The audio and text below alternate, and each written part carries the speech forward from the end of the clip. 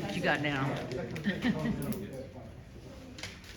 Oh, I haven't had that brand, but I've had something like that. That is great. You get that at Sprouts too? Yeah, they have some good snacks over there actually. No? Oh, no. I don't go often actually, I just go. Oh, okay, yeah, that's a good one. It's a good one. Oh, well, yeah, that's your spot. Yeah. I just go to this one because it's close, you know, and I don't really have a relationship with anyone.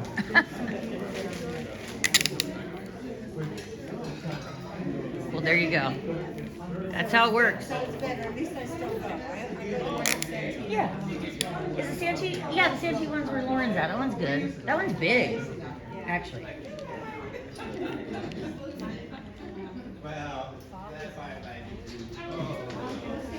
I haven't been to the Trader Joe's in Santee yet. Have you been there?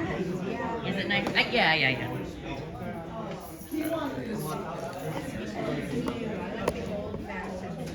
Right.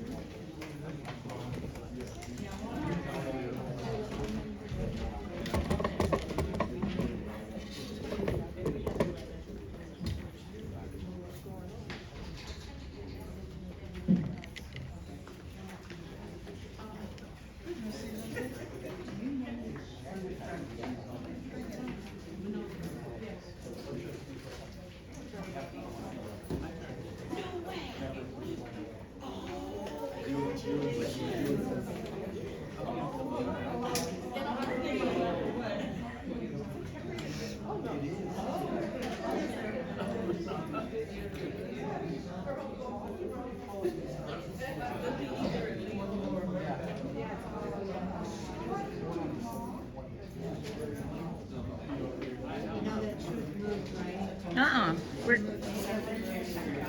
Oh no. So she's gonna do the online. Well, good thing we're all going that way. She can just call it.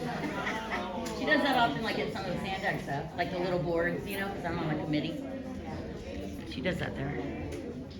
Are you setting up your camera? I am. How are you? That must be Jessica. Yes. How are you? Yeah, I can only tell because I know what people do. What it was going on back here, you know. I know, right? How you been? Good. Yeah, you look good. Since the last time you saw me. I know. It's so long ago, right? Like last week. I didn't get this kind of I know.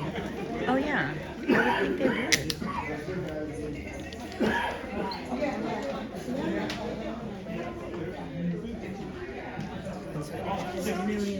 Yeah, there you go.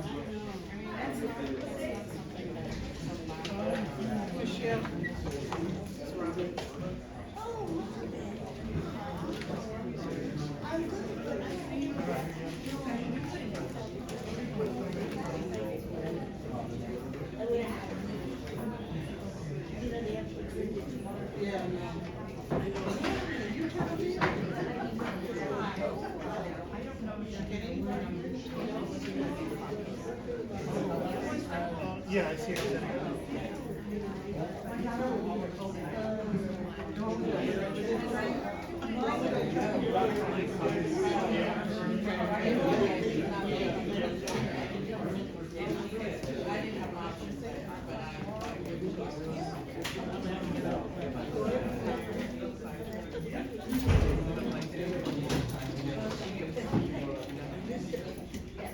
I know.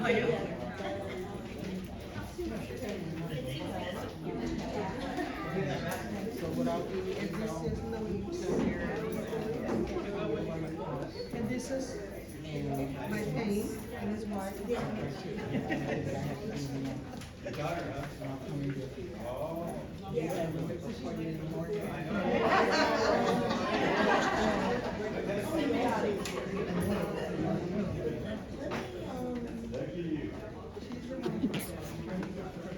Let me actually see if I can. I don't know, I just got it like that.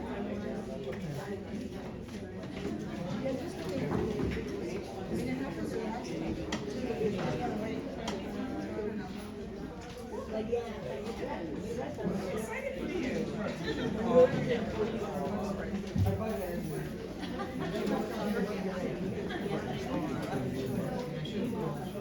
Well, that's Danny in the back. Who he thinks he knows it all.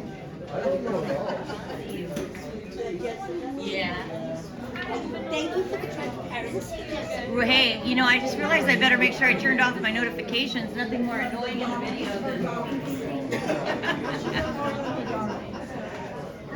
That's true. It's on vibrate. All right, I'm gonna go like this.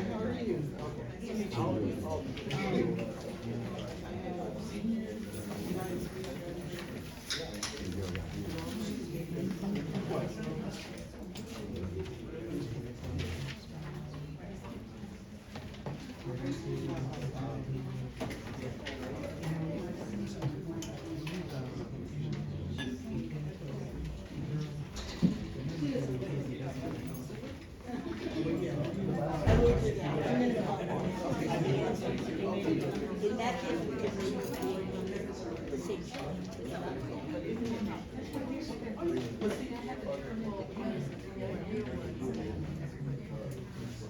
Which is why we want to it would just save the trip.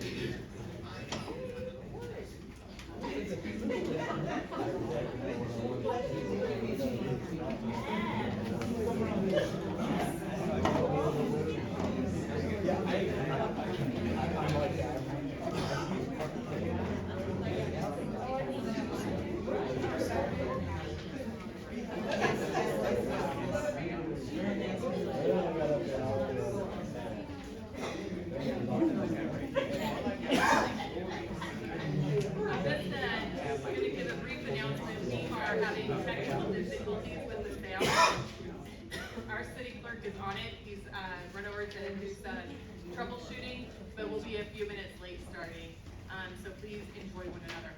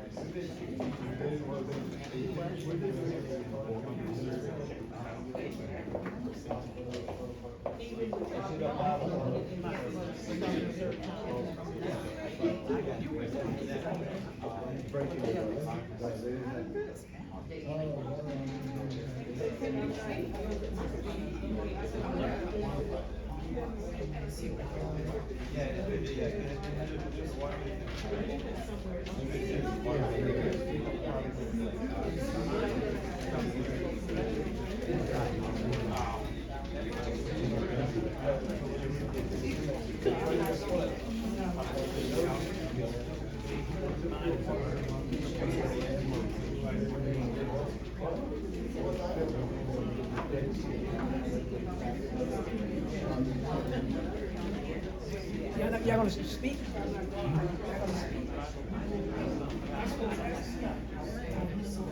Just tell them. People been here for so long, it's like, okay, get out. Wait a minute. Not only that, just because they're renovating, should not be a reason. Someone's to make the end with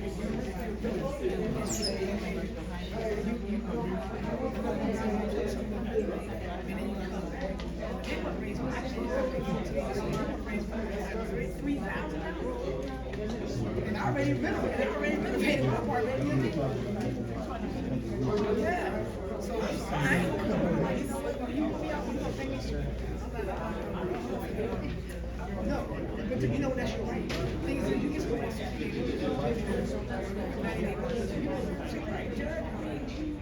You know.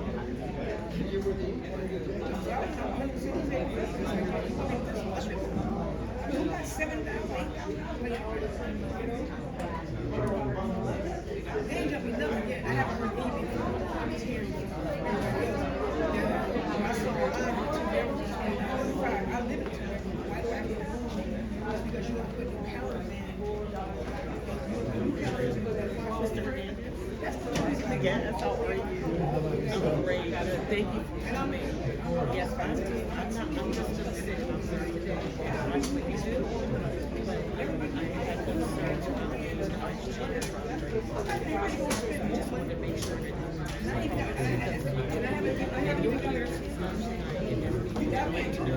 listen to me.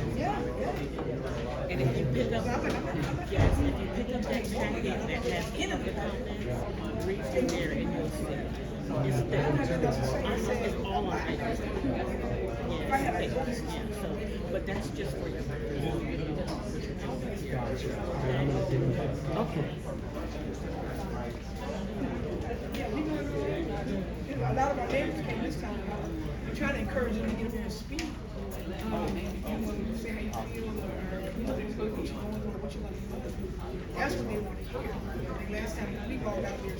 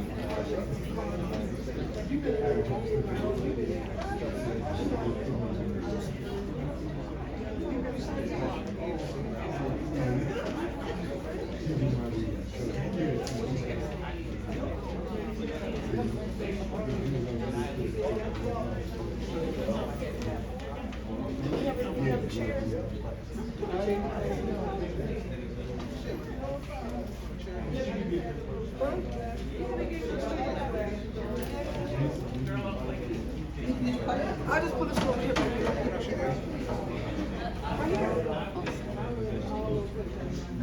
Hey, see you, how you doing? Long time no see. Good.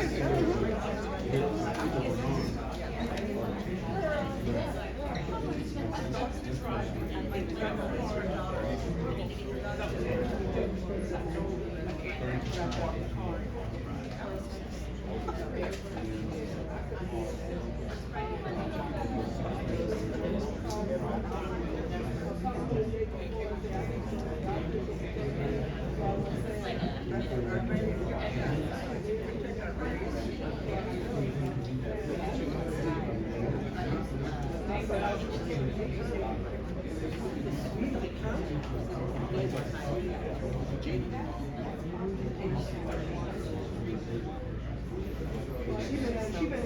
there longer than anybody else. Like, I'm gonna be late, I'm gonna stop at the I don't know about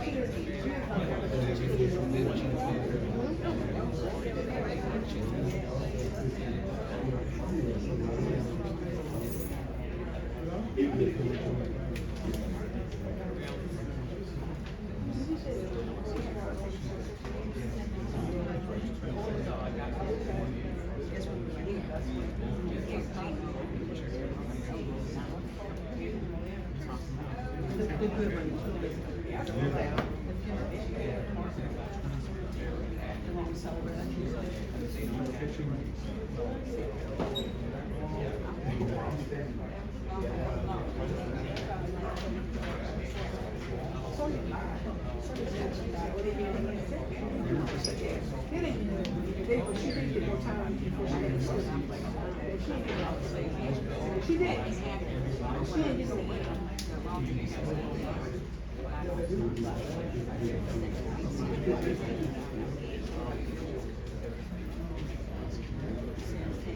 I don't know. You know what? I don't know. What they did was they paid. They don't accept it. I don't know. That's what T was saying. T said, you know, people don't that's what's scary about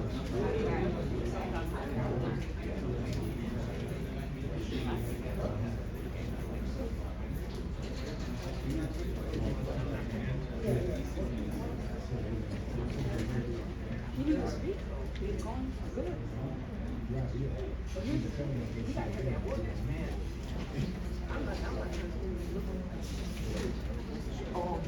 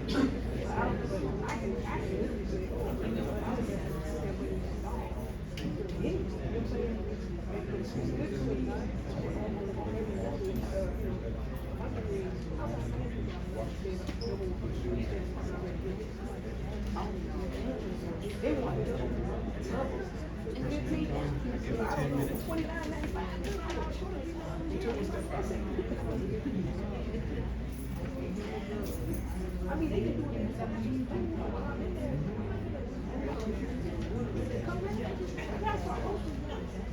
I said, wait a minute, what's going on? Girl, yeah.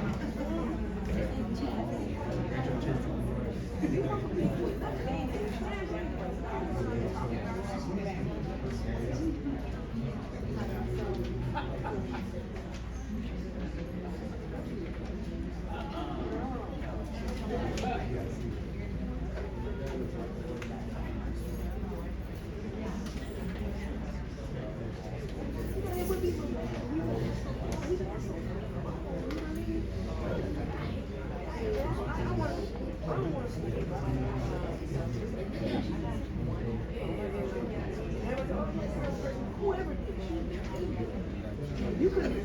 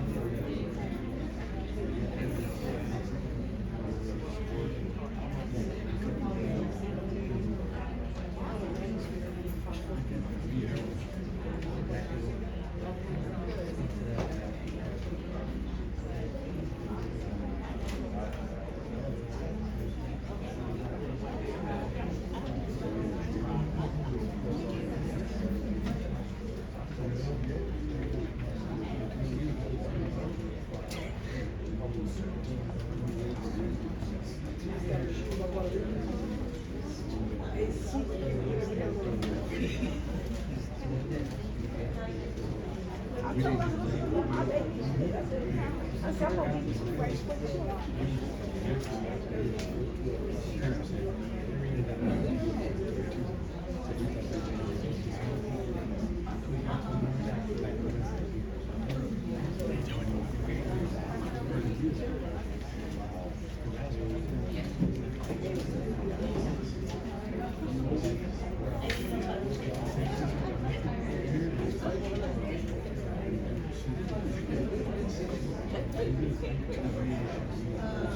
You never know.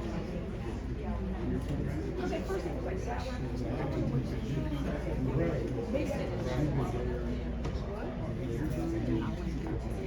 What I'm saying is, oh, no, wait,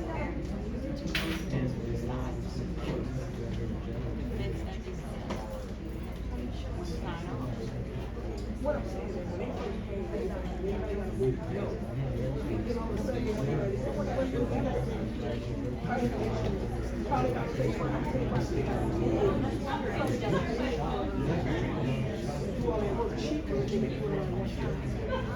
I don't know. I know it's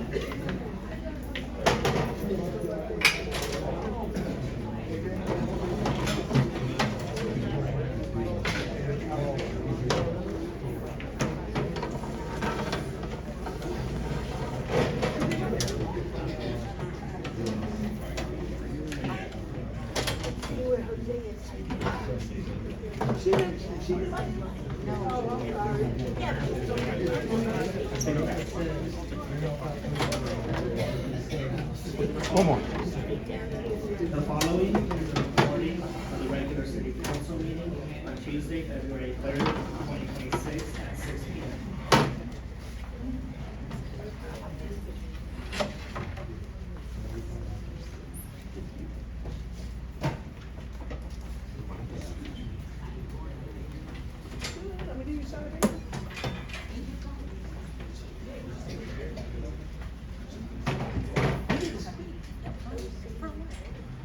Good evening, everyone. Thank you so much for your patience and welcome to the City of Lemon Grove's regular city council meeting.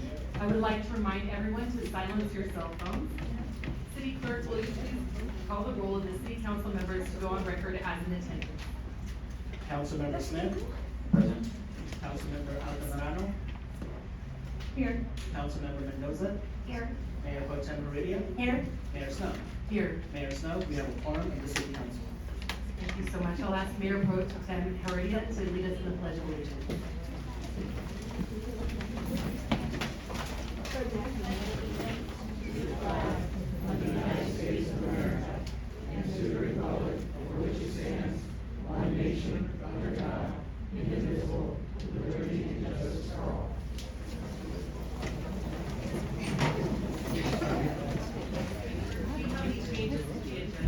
Mayor Snow, I have no changes to tonight's agenda. We have no presentations tonight, so we will move on to general public comment. During this portion of the meeting, the public may express their concerns not pertaining to items on the agenda. You'll see when you come to the dais that there will be a red light, a yellow light, and a green light. When it's green, go, yellow light, your time's almost up, and red light is the next person's opportunity to speak. Each person will be given the opportunity to speak for 3 minutes. And we will call on the first speaker. We have John L. Wood.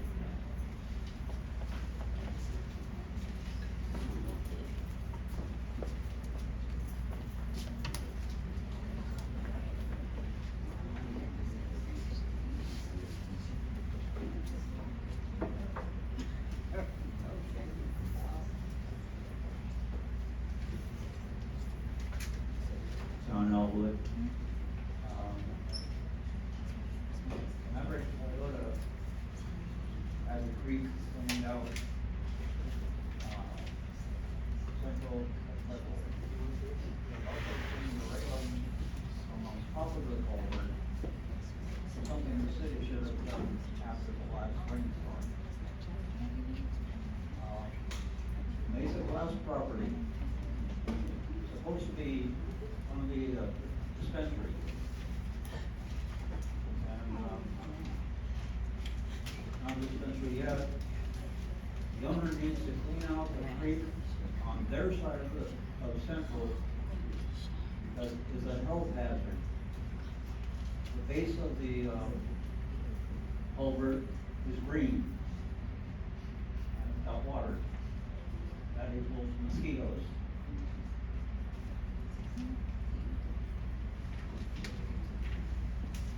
By the way, they're only paying $20 a month to retain that property. I'd like to know when they're going to finally do something with that building. It's been like 4 or 5 years now, maybe longer. And,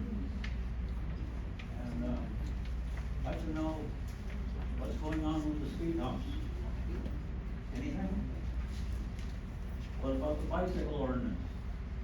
Anything going on with that?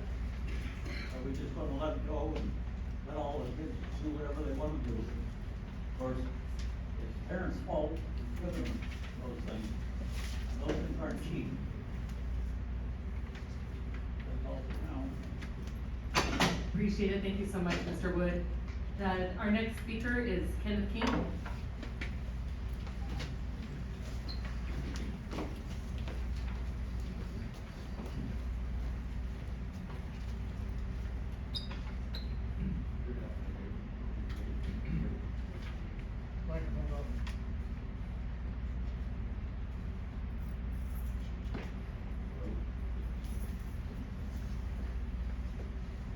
Testing 1, 2. Welcome, Tony. You're a good change for once in the city. On the corner of San Miguel and Bonita, there's been a black Mercedes that's been there for, I want to say, probably going on 4 months now. The sheriff's department went and put a ticket on it on the 22nd of January. It's still sitting there. Unfortunately, the sheriff department doesn't seem to want to do their job. So hopefully, Tony, you can spearhead this and get them to actually start patrolling neighborhood, do their job. Just at Home Depot, I noticed one of the sheriff officers shopping for his own personal items at Home Depot on the, city dime. Kind of crazy. Most of the time they're sitting in their office. We've called them several times for incidents at Home Depot, where I've been witness to people stealing. I've had a knife pulled on me. I've had rocks thrown at me from homeless people, and they don't show up. There's other people that have complained, they don't show up. We had a lady who passed away in the bushes down the street because they don't show up. We're paying them $7 million. They need to do their job. If they don't want to do the job, get rid of them, get someone else. Connect with La Mesa. At least we can see them. They need to start patrolling and do their job.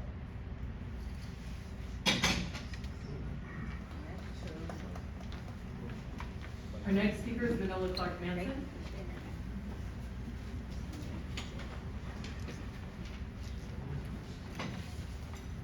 Good evening.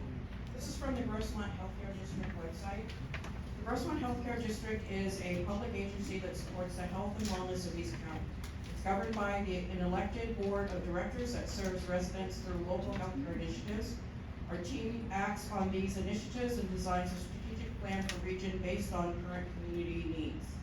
The current needs, I'm making this shorter, are 3 chronic conditions: health, disease, cancer, and stroke. The mission is to improve the health and well-being of the communities we serve through strategic investments, partnerships, and programs that expand access to quality care, promote wellness, and evaluate health education and healthcare workforce training.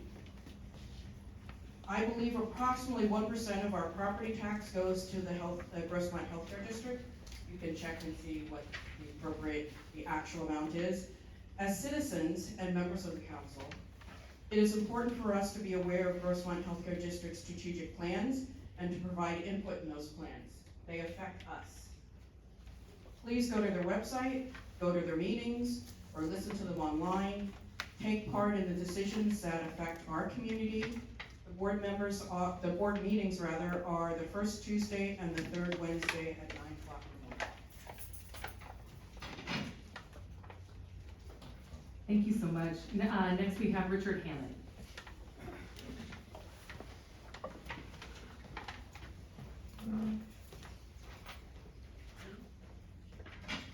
Thank you very much, Madam Mayor, council members. I had the pleasure the other evening at the State of the City address of meeting Helen Oldfield. Who knows Helen?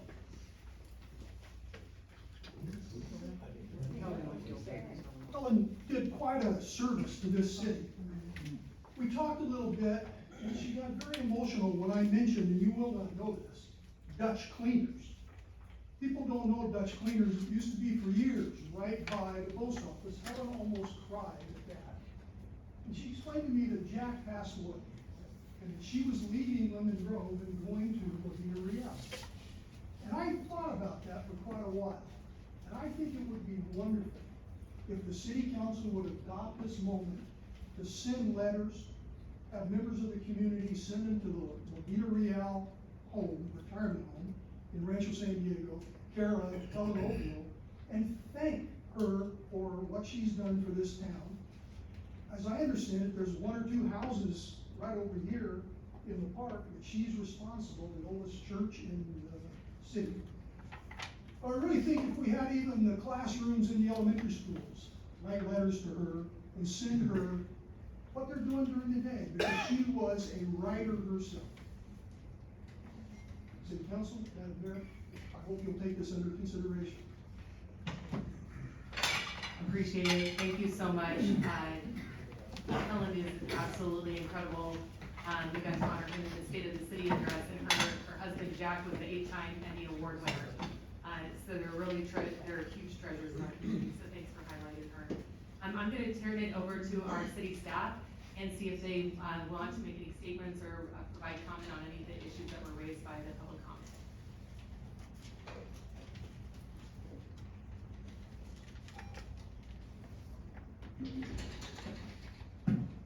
Thank you, Madam Mayor.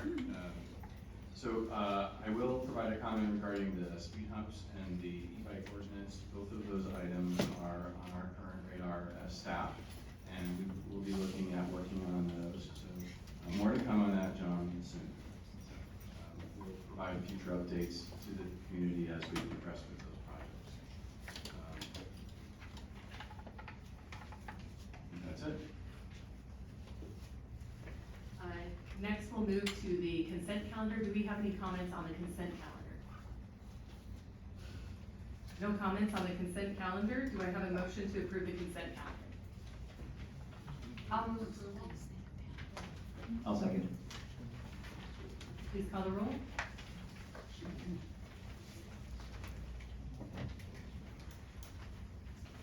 The motion was made by Councilmember Mendoza, with a second by Councilmember Smith to approve the consent calendar. I will now commit the roll to go on the record. Councilmember Mendoza, Aye. Councilmember Altamirano, Aye. Councilmember Smith. Aye. Mayor Pro Tem Heredia, Aye. Mayor Snow. Aye. Motion carries on a vote of 5-0. Next, we'll move to item number 2. This is consideration of an ordinance regarding local tenant protections to address no-fault, just cause terminations of tenancy and alternatives. I'll turn the time over to City Attorney Steinke and City Manager Tony Winnie to present the staff report.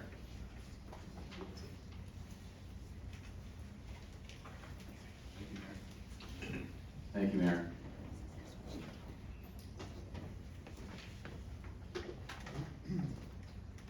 So we're here to present tonight on potential tenant protection ordinance, which is on the agenda this evening. As some of you know, at our January 20th City Council meeting, the Mayor and Mayor Pro Tem Heredia directed staff to return at this meeting and discuss options for consideration for a potential adoption of an ordinance.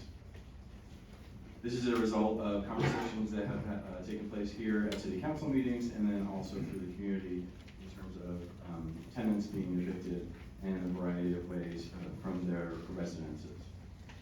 So this item tonight is going to go over the various options. We're going to talk about state law governing tenant protections. We're also going to be talking about regional ordinances. There are a few cities here within San Diego County that have adopted similar ordinances.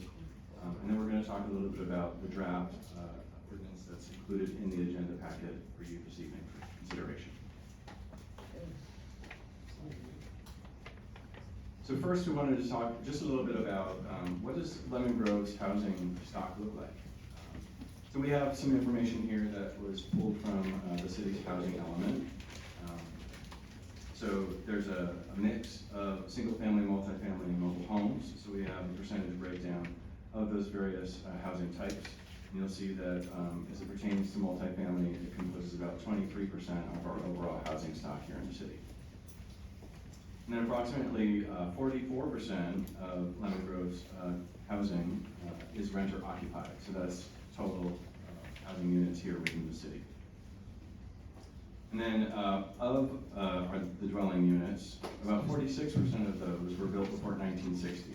So that's a considerably higher percentage when you compare Lemon Grove to other cities within San Diego County, about 26% higher than other cities. So that would indicate that Lemon Grove has an older housing stock that is in need of rehabilitation. And then finally, because it'll be a pertinent point with the discussion this evening, Lemon Grove does have a number of larger apartment buildings, and we went ahead and listed some of those that you might be familiar with, including Sarah Grove Apartments.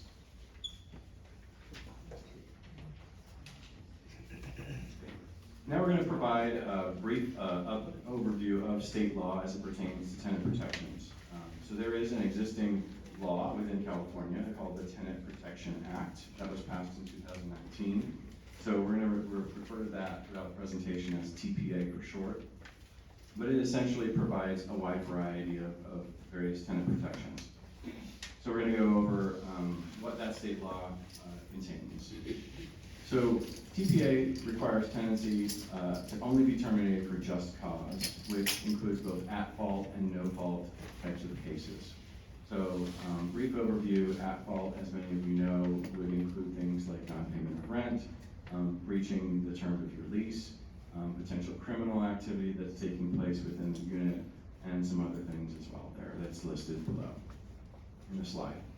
And then for a no-fault eviction or reason, there's also a number of others. So owner move-in, intent to demolish or substantially remodel the unit, withdrawal of the unit from the rental market, and then of course, the owner having to comply with any governmental orders that would require them to leave, such as a flood affecting the health and safety of the unit and the living conditions there. Next slide. So this is a continuation of what is in the Tenant Protection Act. So as I mentioned, in terms of no-fault eviction causes, owner move-in, we felt it was important to specify, because they did have some specific requirements as pertains to owner move-in. That includes when a tenant can be evicted if the owner or the owner's spouse, child, grandchild, parent, or grandparents intend to move into the unit. So that provides some rights to the owner of the unit if, for whatever reason, they have something take place in their life which requires them to move back into their unit, they can take it off of the market. And then some other information that is very pertinent to tonight's discussion, it pertains to the definition of substantial remodel, which is in state law. I'm not going to read it verbatim, but the language is all there. And then landlords have to, truthfully and in good faith, comply with all state and local requirements when they're evicting a tenant to remodel a unit. And so that is the definition in state law in terms of what qualifies as a substantial remodel. I will point out that in addition to the language spelled out and regarding remodeling, you also have to have a condition in place that requires the tenant to vacate the residential property for at least 30 days. And there's some additional language which pertains to cosmetic improvements. And that was the state's effort to try and outline what would be considered cosmetic when it comes to a remodel as opposed to substantial in state law. And then finally, in terms of eviction notices, they do have to include a description of the work that's going to be done, a copy of the permits that were pulled with the city or the county, and then a notice if that substantial remodel is not commenced or completed, then the tenant given an opportunity to re-rent that unit at the same rent and the lease terms as when they left.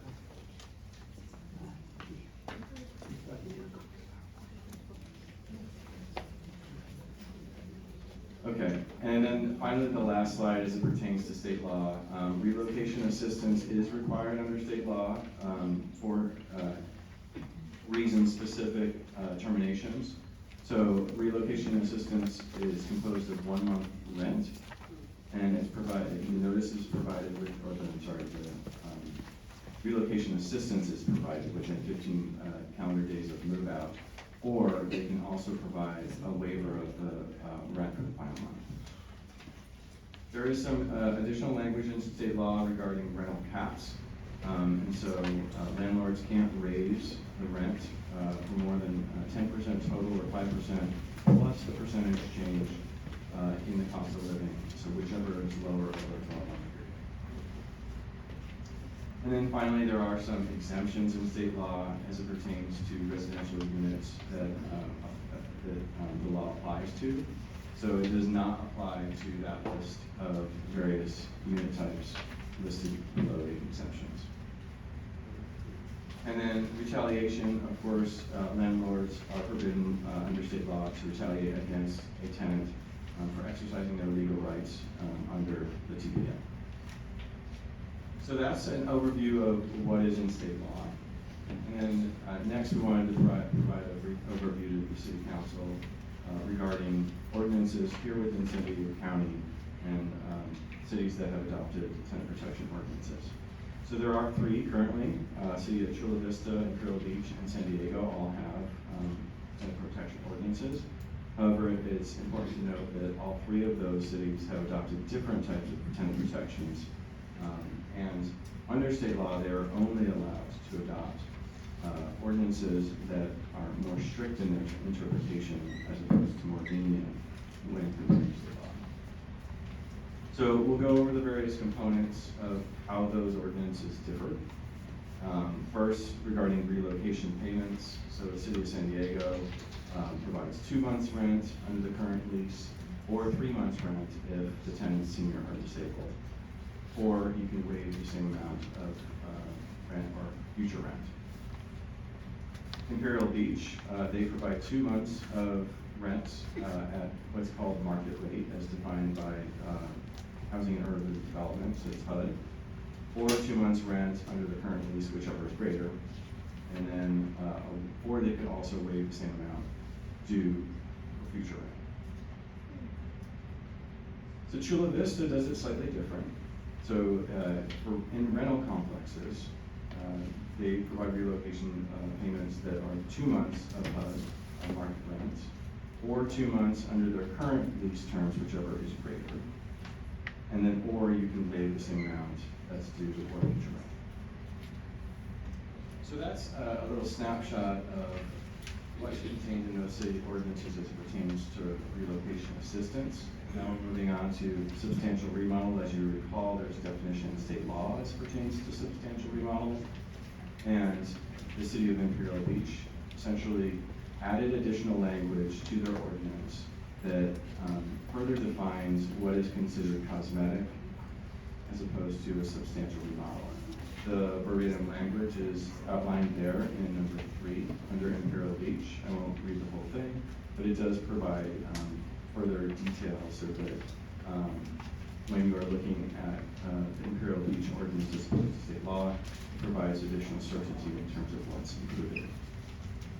City of Chula Vista does it a little bit differently. They adhere to various components of state law, but in addition to that, when they are attempting to define what is a substantial remodel, they include the cost of improvements that are being made to that unit.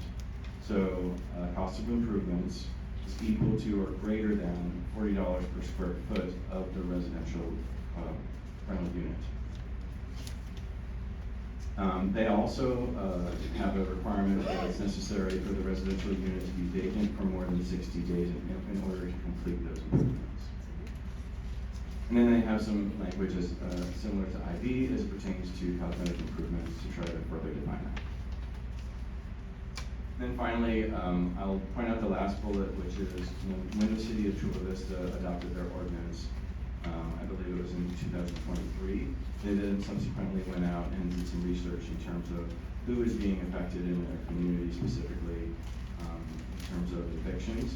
And they did find that approximately 85% of those no-fault evictions in their city were related to substantial remodel or demolition that was taking place.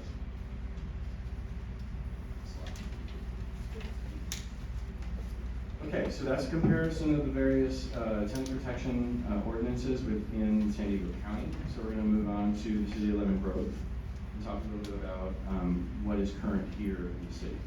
So we currently fall under state law. We don't have a Tenant Protection Act in place yet, so we defer to state law. And as I mentioned before, if the city chooses to adopt their own ordinance similar to the other cities, it would need to be more strict than the requirements currently spelled out in state law. So just for a general framing of the discussion here at council tonight, we've listed some various points that might be pertinent for us to cover. Community input and engagement, alignment with state law and regional regulations, as we just reviewed. The definition of just cause eviction requirements, so typically no fault. The substantial remodel definition, relocation assistance requirements, buyout agreements, legal considerations, and of course enforcement of the provisions in any tenant protection acts that we might take action on. Next slide. So before you this evening are a variety of options, one of which is to potentially adopt a emergency ordinance or a regular ordinance. So we have developed a draft ordinance, which is included in your agenda packet. So we want to just go through the various components of what's included in there so that we can discuss those as you see fit, council. So the ordinance as it stands aligns with state law with the following notable exceptions. So these are exceptions to state law. So properties affected. So in our draft ordinance, the units where residential property owners have an ownership interest of 15 properties or more in total within the city would be captured and regulated by this ordinance. That includes rental units, commercial properties, single-family residences, and used condos. So that it is dependent upon the ownership structure of those various unit types. What's not captured within the ordinance are, it does not apply to owners of duplexes where one of the units is owner occupied, and neither unit is an ADU or a JDU. And then second, it does not also apply to single-family owner occupied residences, including mobile homes, if the owner rents that or leases no more than 2 units or bedrooms. So then that would include an ADU or JDU. So moving on to the definition of substantial remodel. Substantial remodel language has been entirely removed from the draft ordinance and instead replaced with a definition of demolition. So under the new ordinance, it would require demolition of residential units to evict a tenant, and that demolition would be defined as 75% or more of the unit being demolished. Moving on to relocation payments. So for no-fault evictions, they would require the following relocation payments within 15 days of the move. 2 months of payments, one at market rate and one at month of current rent. And then for folks that fall within certain income categories, which would be below 80% of the area median income for San Diego County, if the tenant's 60 years or older, if they're disabled, or if there are minor children in the household, then they would also receive 1 additional month of current rent. And then finally, they would also receive the full return of their rental deposit. Next slide. Also in the draft ordinances, the owner would be required to acknowledge that they'll abide by the ordinance when they pull their business license. They'll have to acknowledge that. And then owners will also have to provide notice of the termination of the tenancy no later than 3 business days after the notice is served to the tenant. They'll have to provide notice to the city. Owners would also be required to provide a copy of this ordinance to their tenants. And then the next section has to do with buyout agreements. Buyout agreements, just to define what they are, if you're not familiar with them, they're legally binding contracts that are optional, where the tenant is given leverage with the landlord to negotiate monetary compensation, or it could be other benefits that are offered in exchange for vacating that rental unit before their lease expires. So typically it involves waiving legal claims and then also releasing the landlord from their obligations. So there is a provision for buyout agreements within the draft ordinance. The landlord must notify the tenant that they have a right to negotiate a buyout agreement if they'd like. Then if the tenant chooses, then they would be, must be provided with at least the minimum relocation assistance as provided in the tenant protection ordinance that we just reviewed. And then finally, if the tenant refuses the buyout offer, the property owner could proceed with the lawful eviction path. And then there's also enforcement and remedy provisions within the law, and it provides an affirmative defense for the tenant if they chose to bring the landlord to court for violation of the ordinance. And the tenants could also seek injunctive relief, and then it gives the city to enforce those provisions if they so choose, which would include civil or criminal penalties, or filing for injunctive relief on behalf of the tenant. And then finally, failure to comply with any of the provisions would render the notices of eviction void. So that is a review of the major sections of the draft ordinance that are in your agenda packet for your consideration this evening, Council. Sorry for going through it line by line, word by word, but we felt it was very important for everybody to understand exactly what is in the draft ordinance and how that compares to others in the region, so. So before you tonight, you have a range of options before you. As we discussed, you could choose to adopt the draft urgency ordinance as it's drafted, which would require a 4/5 vote of the city council. You could alternatively decide to adopt a regular ordinance, which would become effective 30 days after the second reading of the ordinance at a regularly scheduled city council meeting. You could direct staff to make amendments to the draft ordinance as it stands and return to city council with a revised version at a future city council meeting. You could choose not to adopt any ordinance this evening and instead continue to defer to state law as it pertains to tenant protections. You could direct staff to work with others within the community to help provide legal resources or facilitate dispute resolution between landlords and tenants who may be experiencing issues with eviction. You could also choose to weigh in with state legislators regarding the need specifically to change portions of the Tenant Protection Act, that state law we reviewed up front. For example, if the definition of substantial remodel is something that you feel that needs additional refinement within state law, we could reach out to our legislators and let them know that there's a need there existing.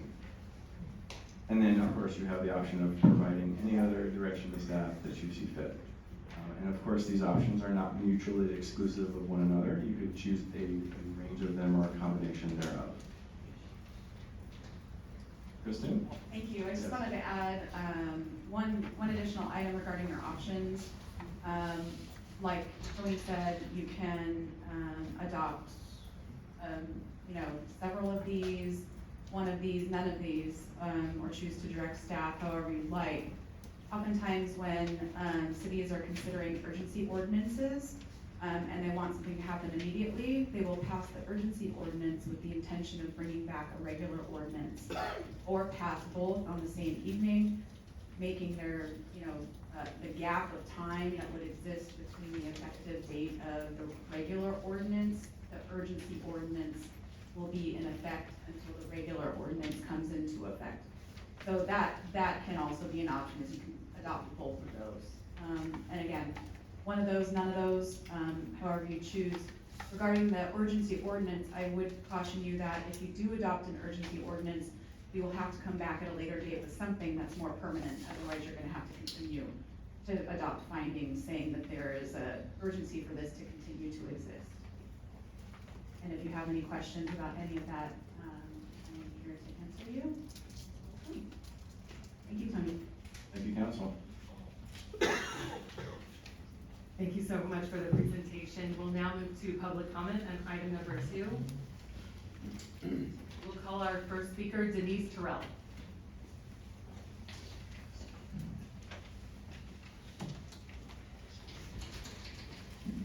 Hi. Yes, you just have to speak directly into the Okay. mic. My name is Denise Terrell. I'm here for my parents. They're 75 years old. They're residents of 3280 Olive Street. And they've been there for about 10 years.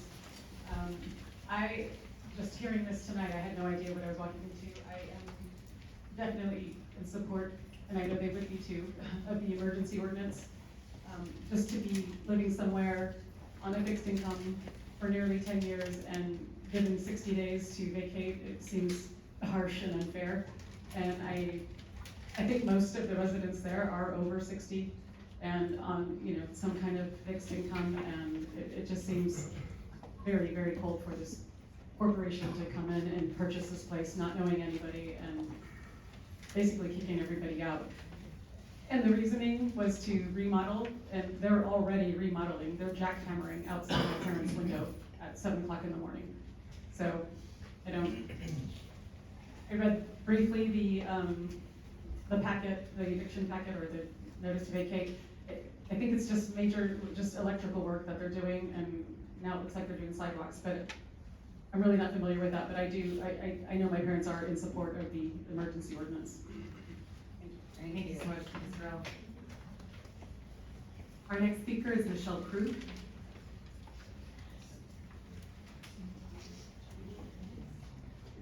And after Michelle Krug will be Jose Solis.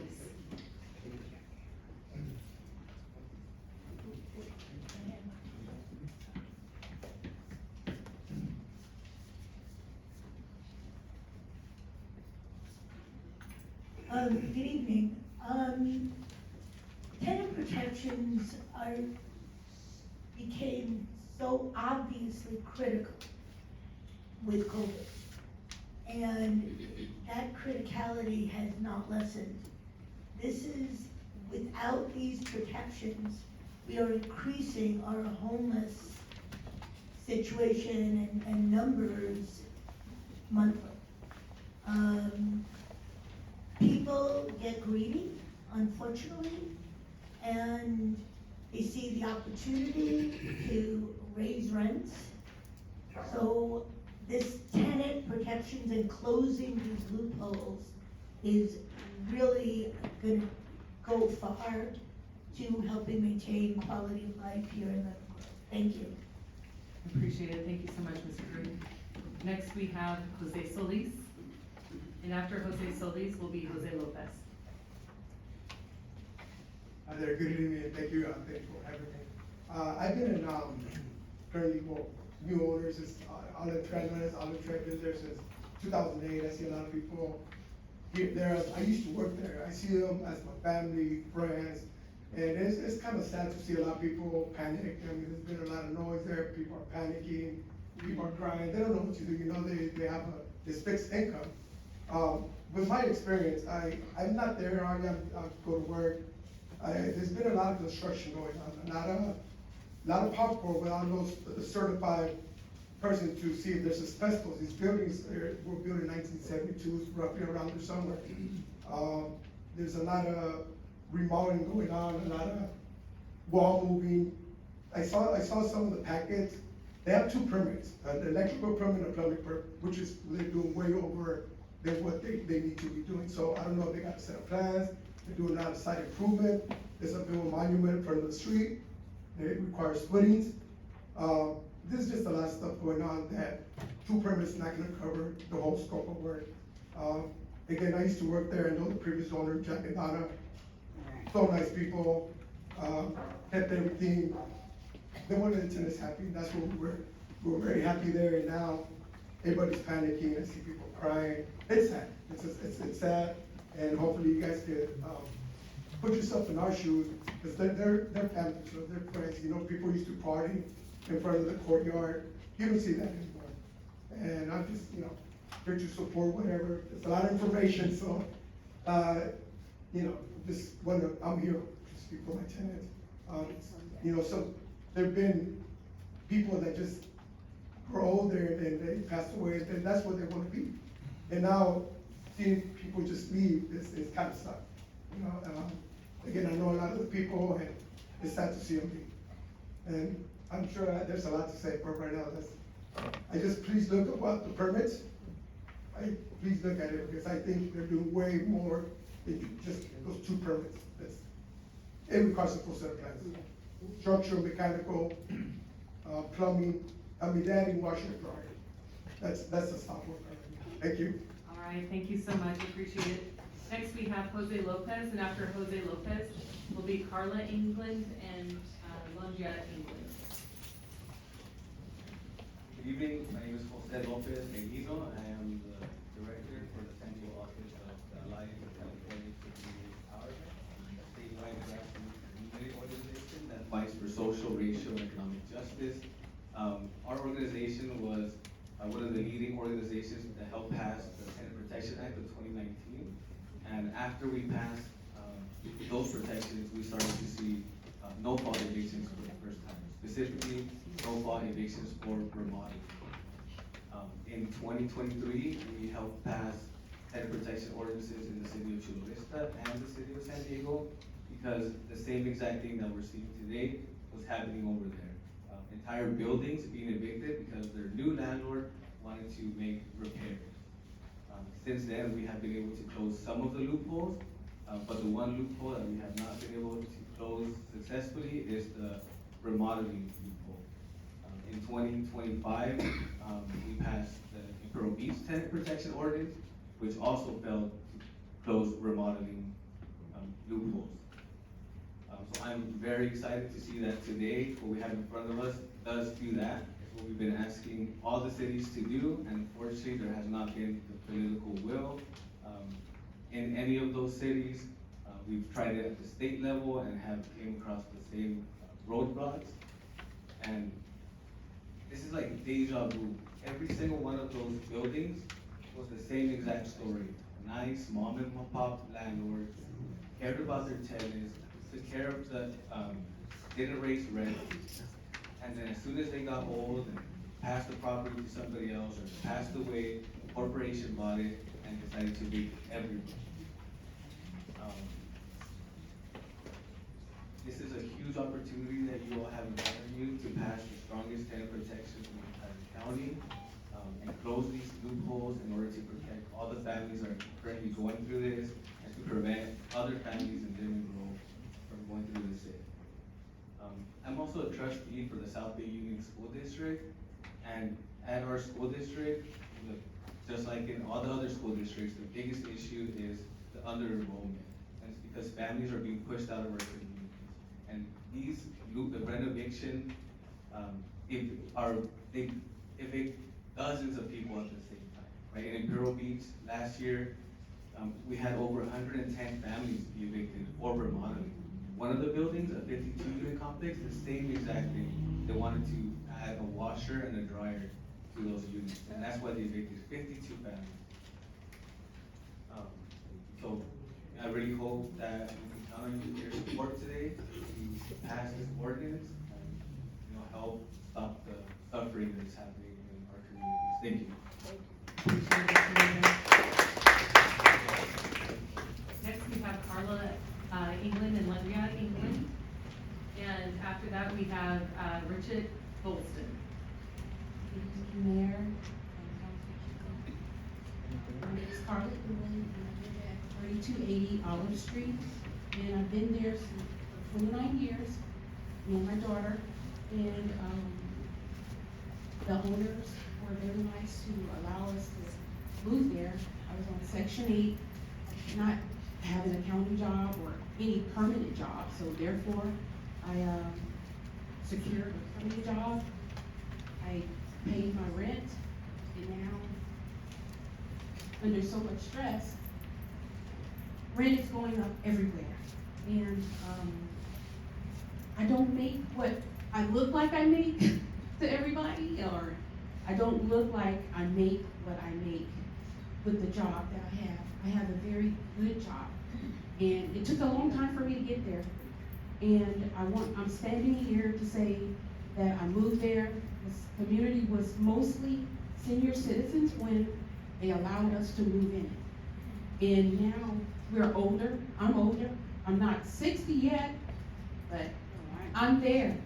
I get the discounts. So, this is not a discount for me being here, standing before you, pleading for all of the community here in my complex, for the community of Lemon Grove. We have to have a stable residence for us to afford to live here. It's going up everywhere. Yeah. 2-bedroom apartment is $2,900. Yeah. It's just me now. I'm in a 2-bedroom, and I pay less than that. A 1-bedroom at my complex, at the Olive Tree apartment complex, are going for $24.95 or $24.45. I don't know. I cannot afford to pay that. Please help us and pass this ordinance. My mom has been living there for 29 years, and to only give her and the rest of the tenants 2 months to live, to find a new place to live, sends a clear message that the rental owners and landlords, particularly these new landlords, don't truly care about the people of Lemon Grove. You can't claim to care about the community and then take actions that will displace them and render them homeless. to not provide relocation assistance, to double the rent and not guarantee a space for the current tenants to return, sends a clear message that these property owners' aim is not only to raise the property value, but to completely replace the people living there. People who have made significant contributions to this community. This is gentrification, and this is not fair or moral. It's corporate greed. And greed is why there are so many homeless today. I work in mental health case management for the County of San Diego. My clients are homeless and currently recipients of aid from the county, and still are having a hard time getting placement in housing programs that were designed for them. The state of housing is in disarray for the people who are already homeless and receiving help. My mom no longer receives Section 8. She was able to work herself off of that. But we need more efforts made to prevent homelessness for people who aren't receiving aid and for those who are receiving aid. This urgency ordinance would be a great start until there can be a permanent solution.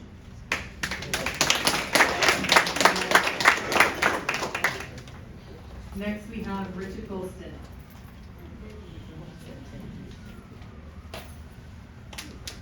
Hello, everybody. I'll try to be brief.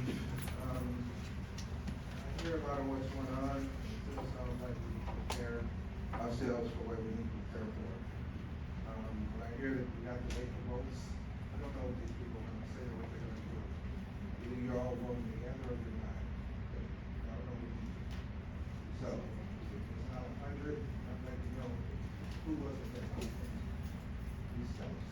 All I hear is this and that. At the end of the day, I think we're gonna just make sure that we have to, that the people do the right thing and buy us out, so we can do what we need to do. That's all I asked the first time, and that's the second time. Do the right thing and make sure this takes care of us, no matter what. Second of all, I'm not gonna bitch about the homeless. I don't have a problem with it personally. I'm not gonna see all these abandoned buildings around here. And I meet homeless people all the time, so that's not my problem. I don't like them being trash and stuff, but it's up to us, the ones that can do, help them to do more. I pick up shit all the time. I don't want to hear people whining and crying about the homeless. Do we want them the way they are? Of course not. But it is what it is. We need to help them more. Some of these buildings, do more for them, and the people have some more power. I know you're not gonna come out your pockets buying buildings, but do more, so they can see less. Again, what I ask personally, I speak to everybody in here, keep it real with us. Listen to us, tell us what our options are, so we can handle what we can handle. Thank you. Thank you so much, appreciate that. Next, we have Israel Hernandez.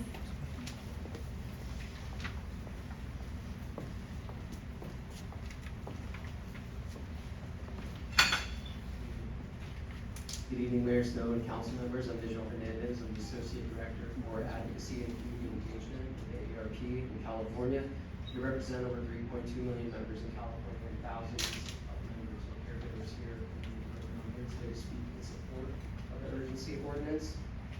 We know at AARP that housing stability is foundational for anyone, but it's crucial for older adults.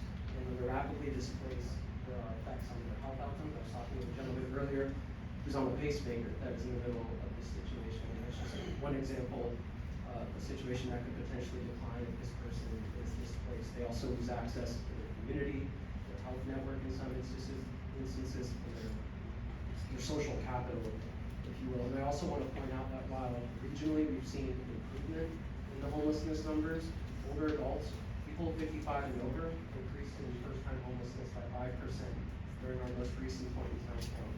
And we know from talking with partners like Serving Seniors and the Regional Task Force on Homelessness that while there are a number of reasons people fall into homelessness, for older adults, it's oftentimes economic shock. It is that shock of being told your rent is changing drastically, these are folks on fixed incomes. So I urge you to follow similar actions that Chula Vista and Imperial Beach, City of San Diego have, and work towards perhaps a temporary solution that can help us fix a problem before it gets worse. With older adult homelessness is increasing, it's a national trend. So thank you for your leadership on this issue. Appreciate it. Thank you for coming on behalf of AARP. Next, we have Daryl Exxon.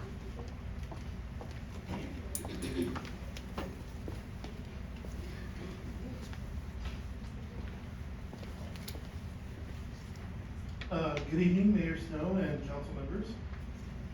Thank you for the opportunity to speak.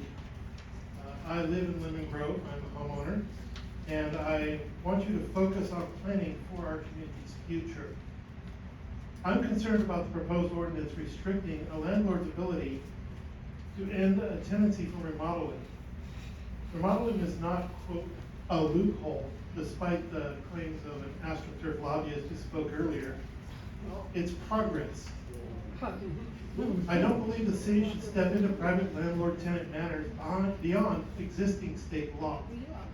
The existing state law provides significant protections, and as well as lease agreements providing significant protections. It's not our place to step in. Apartments in Lemon Grove are not public housing. They are private investments that only exist if they can be maintained and improved. When no lease is in place and proper notice is given, tenants should be expected to plan ahead for their own housing needs. 60 days was more than enough notice. Requiring landlords to notify the city goes too far. It adds unnecessary bureaucracy, discourages reinvestment, and sends the message that Lemon Grove is difficult to do business in. Lemon Grove has a significant amount of aging housing stock. We saw that 46% was built before 1960. Redevelopment and remodeling do not create barriers. Yeah, we should encourage responsible redevelopment and remodeling, not create barriers that delay or prevent it. I support fair notice and protections against abuse, but this ordinance overreaches and risks reducing housing options in our community. I respectfully urge the council to reconsider or simply narrow or delay completely this ordinance. State law provides significant protections. In closing, I think I ask the council to protect Lemon Grove's future by avoiding policies that discourage property investment and improvement in our beautiful city. Thank you. Thank you so much. Next we'll have Daniel Morrissey.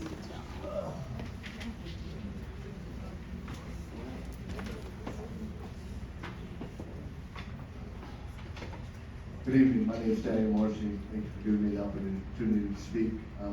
I am a resident at 3280 Olive Street as of now. I'm not here not only to support my neighbors, but to stand up for the residents of Lemon Grove. Nobody deserves to have their lives turned upside down with evictions due to unjust cause or remodeling, especially when it's just a washer and dryer for your apartment. I don't think that is just at all, especially when we have a laundry room. It's useless. The fact of the matter is they're just side skirting 10% raise hike. Living in California, the management company responsible for this, they're not from Lemon Grove, they're not from San Diego, they're not from California, they're from out of state. To allow somebody to come in from another state and do this to our community isn't right. I'm sure everyone knows the feeling it is, how good it is to get home, walk through your front door, and just think, I'm home. None of us residents feel that way anymore. They're taking our homes from us. We're not asking you to do anything that's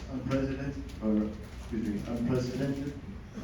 Other surrounding communities have done this already, and these city ordinances have all made a difference for the residents of their communities. We spoke with Mayor Snow a few weeks ago. Sorry, Mayor, I'm going to put you on blast. But she spoke how she knew in her heart how all of you on the council cared for what was happening in your city. I think you all have a great opportunity here to show the citizens of Lemon Grove how true that is.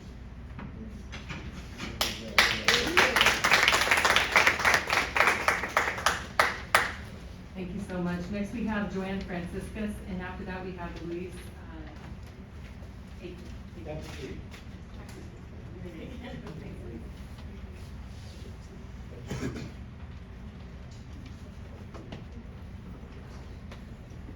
Good evening, Mayor Snow, council members and staff.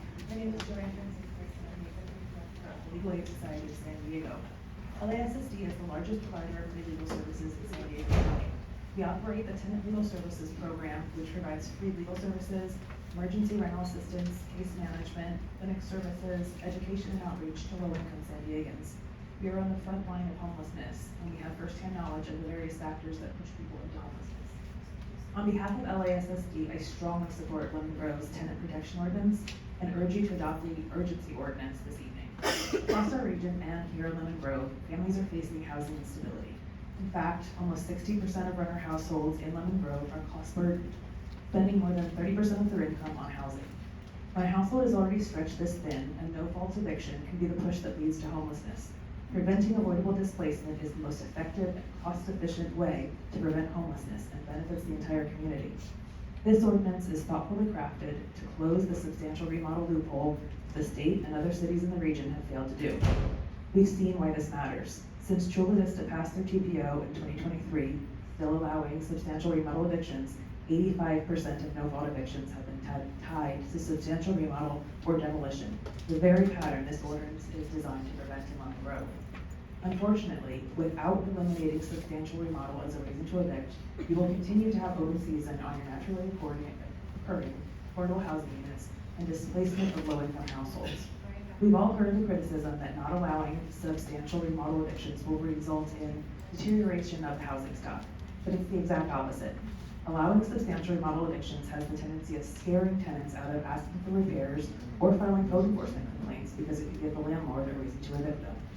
This ordinance does not prevent landlords from making repairs. What it does is prevent landlords from using substantial remodel as a pretext to evict a tenant in good standing. The proposed ordinance also requires the collection of eviction data. This data is critical for the city to inform future housing policy, the budget process, and allocation of homelessness prevention resources. Everyone needs a roof over their head. Many have no other option than to be a tenant. No one is forced to be a landlord. This ordinance strikes the right balance. It keeps families housed, prevents homelessness before it starts, and saves taxpayers money, benefiting everyone. Thank you for your leadership and for centering housing stability for Lemon Grove residents.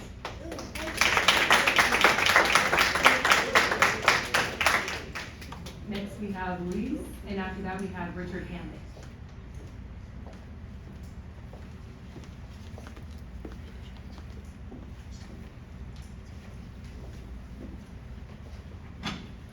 Hi, my name is Luis Pacheco. I live in the Osprey Apartments, and I actually passed the ordinance, and myself, I think we need more time for us to move.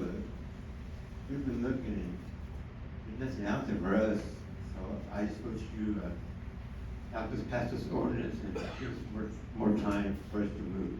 It's really hard. Thank you. Thank you so much. Next, we have Richard Hammett. And after Richard Hammett, we have Steve and Valda Porter.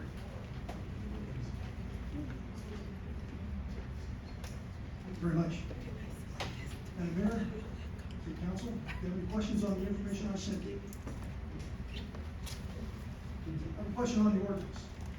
The numbers that the city manager presented, 44% of the voting units are rentals in the city. Can you hold the microphone? 44% of the rentals are in the city. Do we know where those are dispersed? Are they in the downtown district that was created in 1981 when they dropped to R2A across the city? Or are they in the neighborhoods? Are the majority of those rental units in the neighborhoods sprinkled amongst the houses, like on Roy Street, where Jerry McReynolds built 3 duplexes, all-home duplexes, on Roy Street, sprinkled in the subdivision in 1975. That's important. Does this ordinance apply to those duplexes on Roy Street? Non-owner occupied duplexes on Roy Street?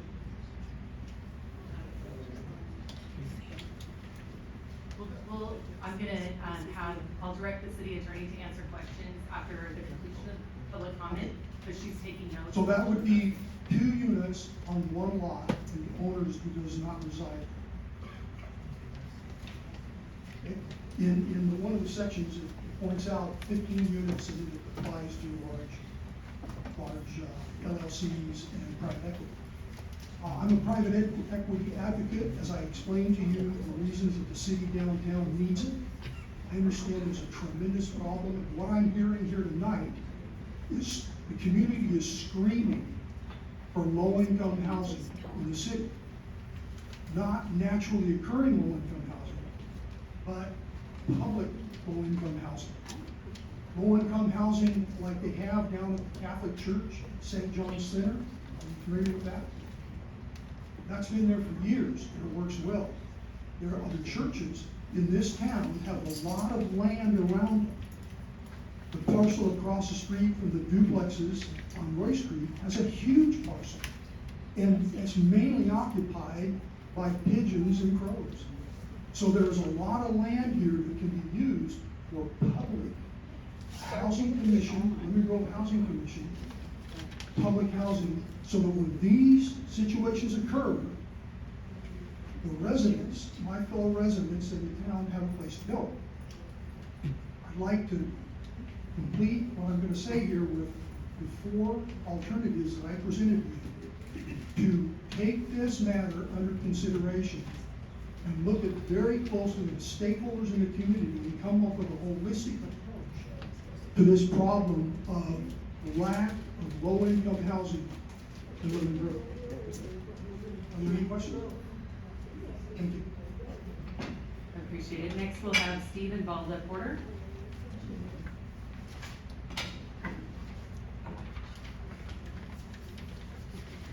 Hi, my name is Steve Porter, my wife, Paula, right here. I'm in the apartments over here too, Olive Tree Apartments. Now, Sarah Grove Apartments, it's pretty sad what's happening there. And I feel for everybody here who is being evicted. I mean, I was thinking maybe I can retire this year, but not if I'm being evicted. My wife's on the phone every single day looking for places to live. And it's like the gal upstairs, it's so expensive everywhere. I mean, $4,700 for a 2-bedroom, $2,400 for a 1-bedroom. Now, I have 2 sons that live here in San Diego. They have to have 5 and 6 roommates because they cannot afford to live here. This place is insanely expensive. Why? Why is it so expensive? Doesn't make any sense. God is in control. You know, God will help all of us, but we need your help too. That's about all I have to say. Thank you so much. Thanks, Steve.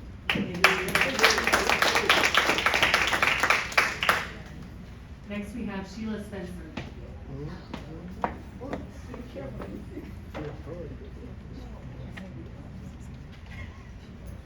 Hi, my name is Sheila Spencer. Honestly, thank you so much for supporting us and coming out and showing up on Sunday and bringing support. We appreciate that.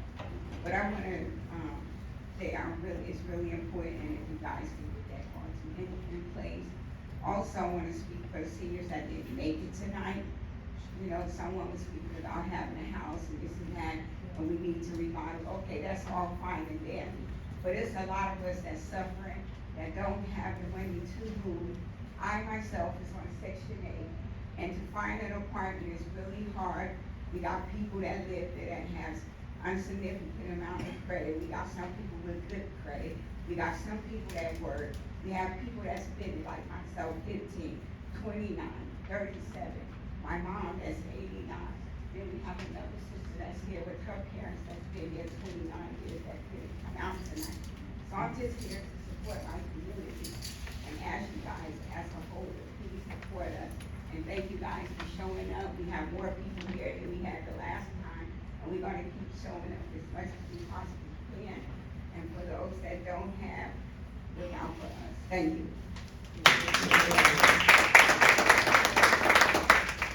Our next speaker is Ken King.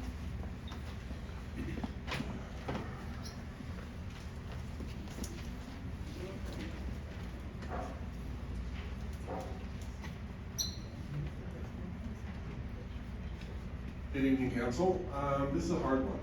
I've been a renter and I'm a property owner. I understand what these people are going through. I feel that they're kind of getting the short end of the stick. They should have more time to vacate if the owner is going to evict everyone. Unfortunately, the person who shouldn't be involved is you, Mayor Snow. Your conflict of interest, you have the two hat again. Like, you had no problem kicking out people when the greasy chicken's going in the car wash. And now all of a sudden you want to save all these people? You can't pick and choose who you want to save. You either save everyone or no one. We have buildings over here, the 99-cent store that have been empty for years. Why don't you force those owners either sell or build low-income housing for people? You don't do anything. You sit here and do nothing. This guy's been asking for speed bumps for how many years? Nothing. Nothing. And Doza's sitting there too with her head down, because she knows she's part of the problem. Thank goodness she's going. But you two both know what's going on. You both know that this property is being sold. Your little friend, Larkin, is the one who got the building permits probably for this owner to remodel it. They're all friends of yours. But Mr. Sepulveda, yes. You're all your little community. You jump from one side to the other. You're two-faced. You need to stop being two-faced and stick up for the people of Lemon Grove.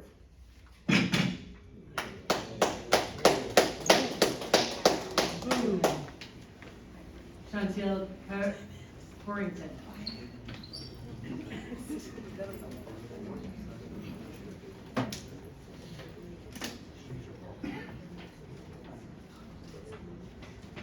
Hello, everybody can hear me? Okay. I just want to first put some context into how we got here, right? I'm someone that lives over 3280.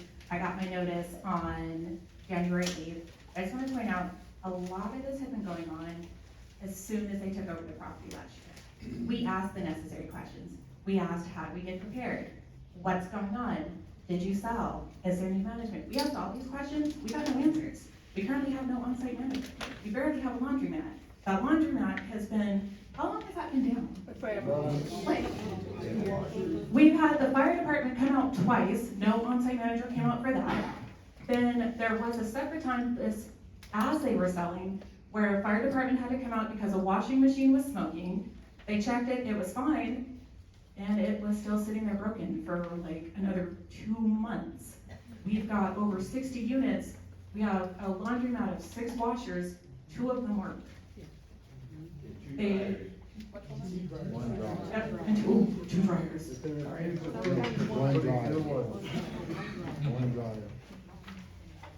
Throwing that out there.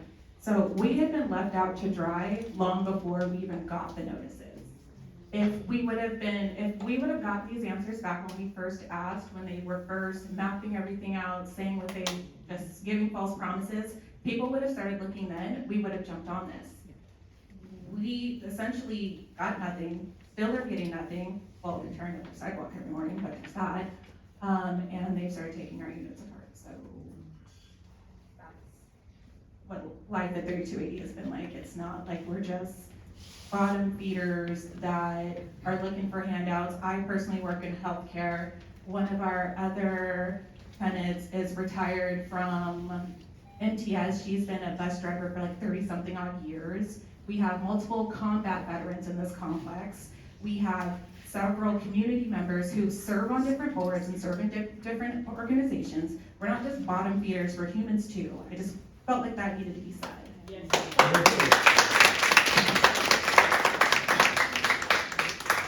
Judy Takian.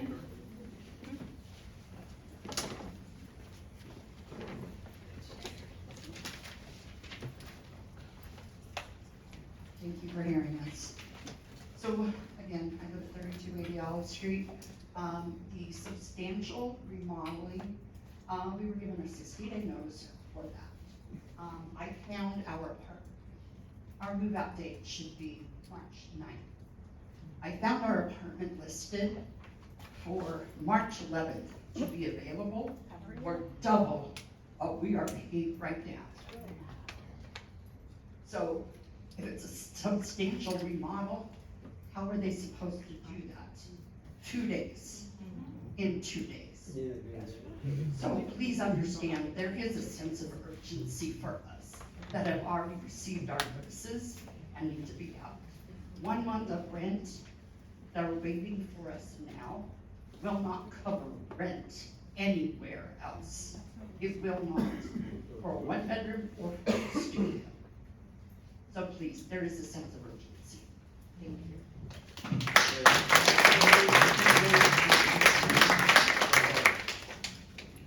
And our final speaker is Sandra Richardson. Good afternoon. Good to see you again, Ms. I just want to say to the guy who's saying about improvements, first of all, we are working class people in our country. We have retirees, we have military like myself, we have an array of people that have worked for years and years, and the ones that are on Section 8, let me get this straight, are disabled. They have to be on Section 8. They're not on there just milking the cow, getting something free. I have a friend on Section 8, she works as much as she can periodically, and then she can't work because of her health. Here's the thing, people always say, oh, low income. We're not low income. The apartments are just too damn high. I pay $1,487 a month, and my apartment is 800 square feet. I have remodeled my floors with consent. I have a backyard that I keep beautiful, and they want to come in and put cabinets. They can put them. I don't have to move my whole entire house to put some damn cabinets. I don't have to move my entire house to put a washer and dryer. You know what I mean? That doesn't take, my apartment is not uninhabitable. When the guy put the floors in, we moved from one side to the other to put the beautiful floors in. The carpet was horrendous, moldy and all that. Donna let us do what we want to do out of our own pockets, and they're beautiful. So I know they might even tear my floors up. They might keep mine, and they want to put my rent to $3,100 from $14. Here's the thing, I can afford it. But why do I have to pay double an apartment I'm already in? You know what I mean? We already live here. We're not like this guy says, to beautify. Our tree is beautiful. If you come out there before they start all like that, we kept it nice. We looked out after each other. We kept it clean. Our apartments were not hoarders. Like I said, we have retirees. We have nice parties with each other. And it's really nice garden apartments. You know, we didn't have patio covers. You know, everybody can see everybody. We look out for each other. And Miss Angel, I wish she was here. The point she's making, even if they gave her $10,000, she don't make twice the rent to qualify for a damn thing. You see what I'm saying? Donna has let people move in on the strength of, this is my mom, can she move in? Yeah. Everybody pay their rent, they look out for each other. We don't have problems. You know, like with neighbors. Miss Carla, she's been my neighbor for 15 years. I didn't even know she was out there 30 years. Hell, I don't know when she's home. You know what I mean? And it's just a shame that we have to pass an ordinance because they want to triple rent on a 1-bedroom, 600 square feet apartment, and they want to make it $2,500. You know what I'm saying? Who has that?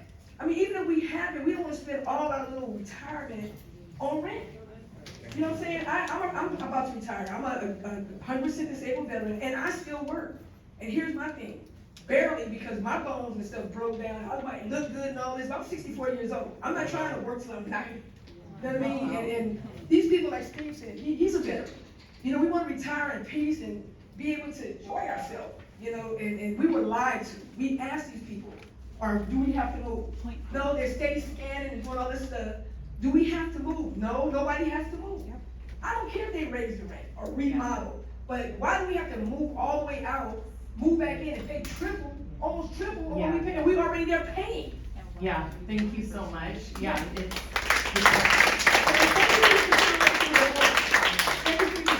I want to say that. And all this stuff, he's talking about Two-Face. I saw you boots on the ground for votes, and I read your Bible.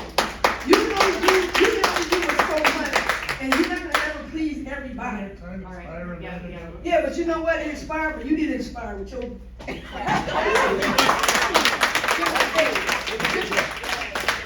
said gentrification. This is a mixed race here. This is not black, white, or this or that. And if she got people from the car wash, because they're not supposed to be here, that's what she's supposed to do. So I just have a really quick announcement, and council members. I would like to note for the record that written public comment has been received, distributed to the whole city council. Copies are available at the public review table and will be made part of the record. Thank you so much, and I really appreciate everybody who's come out, shared your voice, shared your experience. You're not alone. There are other properties that have also come to us with issues. We recently had, one unit that applied for permits for a 2-unit building. Afterwards, they had chopped it up into a 5-unit building, unbeknownst to the city, and were charging fair market rent for 3 illegal units, plus the other 2 that were chopped up, and not permitted as they should be. And those people, once the building gets red tagged, are in the same boat as you, through no fault of your own, paying your rent on time all the time, and experiencing similar results. And so this is happening throughout the community. Substantial renovation is one of the issues, but we see a lot of illegal units that are not permitted, that are unsafe for our people to live in, and we're gonna have to police those. It's not safe for our communities, and so part of our obligations as council members is to watch out for our people. Isn't that a separate issue though? Mr. Exline, that's your first warning. Next, I'll turn to the city attorney and ask her to provide information about the possibility for, under the current Tenant Protection Act, some of the comments had addressed what can we do right now, and addressing some of the urgency issues. Under the Tenant Protection Act of 2019, there is a definition of substantial renovation. Substantial renovation is it requires you, in order to constitute a substantial renovation, that you have to leave your unit for more than 30 consecutive days. So those are big repairs that would require that type of move out. Cabinets and washers and dryers do not require you to move out for 30 days. Understanding that, are there opportunities, under the Tenant Protection Act, there is a provision that allows the city attorney to pursue injunctive relief against property owners that are violating the Tenant Protection Act. Can you advise, and is that something that we can take under, in closed session to talk about, to help address the immediacy of the issues for the people who have already received notices with these, what I'll call fake substantial renovations, because they don't meet the requirement of that 30 consecutive day measure? That is included in state law as it's currently written, as well as having the Attorney General be an enforcement arm. State law also allows tenants to bring their own actions against landlords. And if it were something that the city would want to pursue, I certainly wouldn't discuss it in open session, but I would bring it in closed session. All right, so I'm going to go to my city council members. I'll start with Council Member Seth Smith. We're entering discussion on the ordinance. Is that correct? Yes. Okay.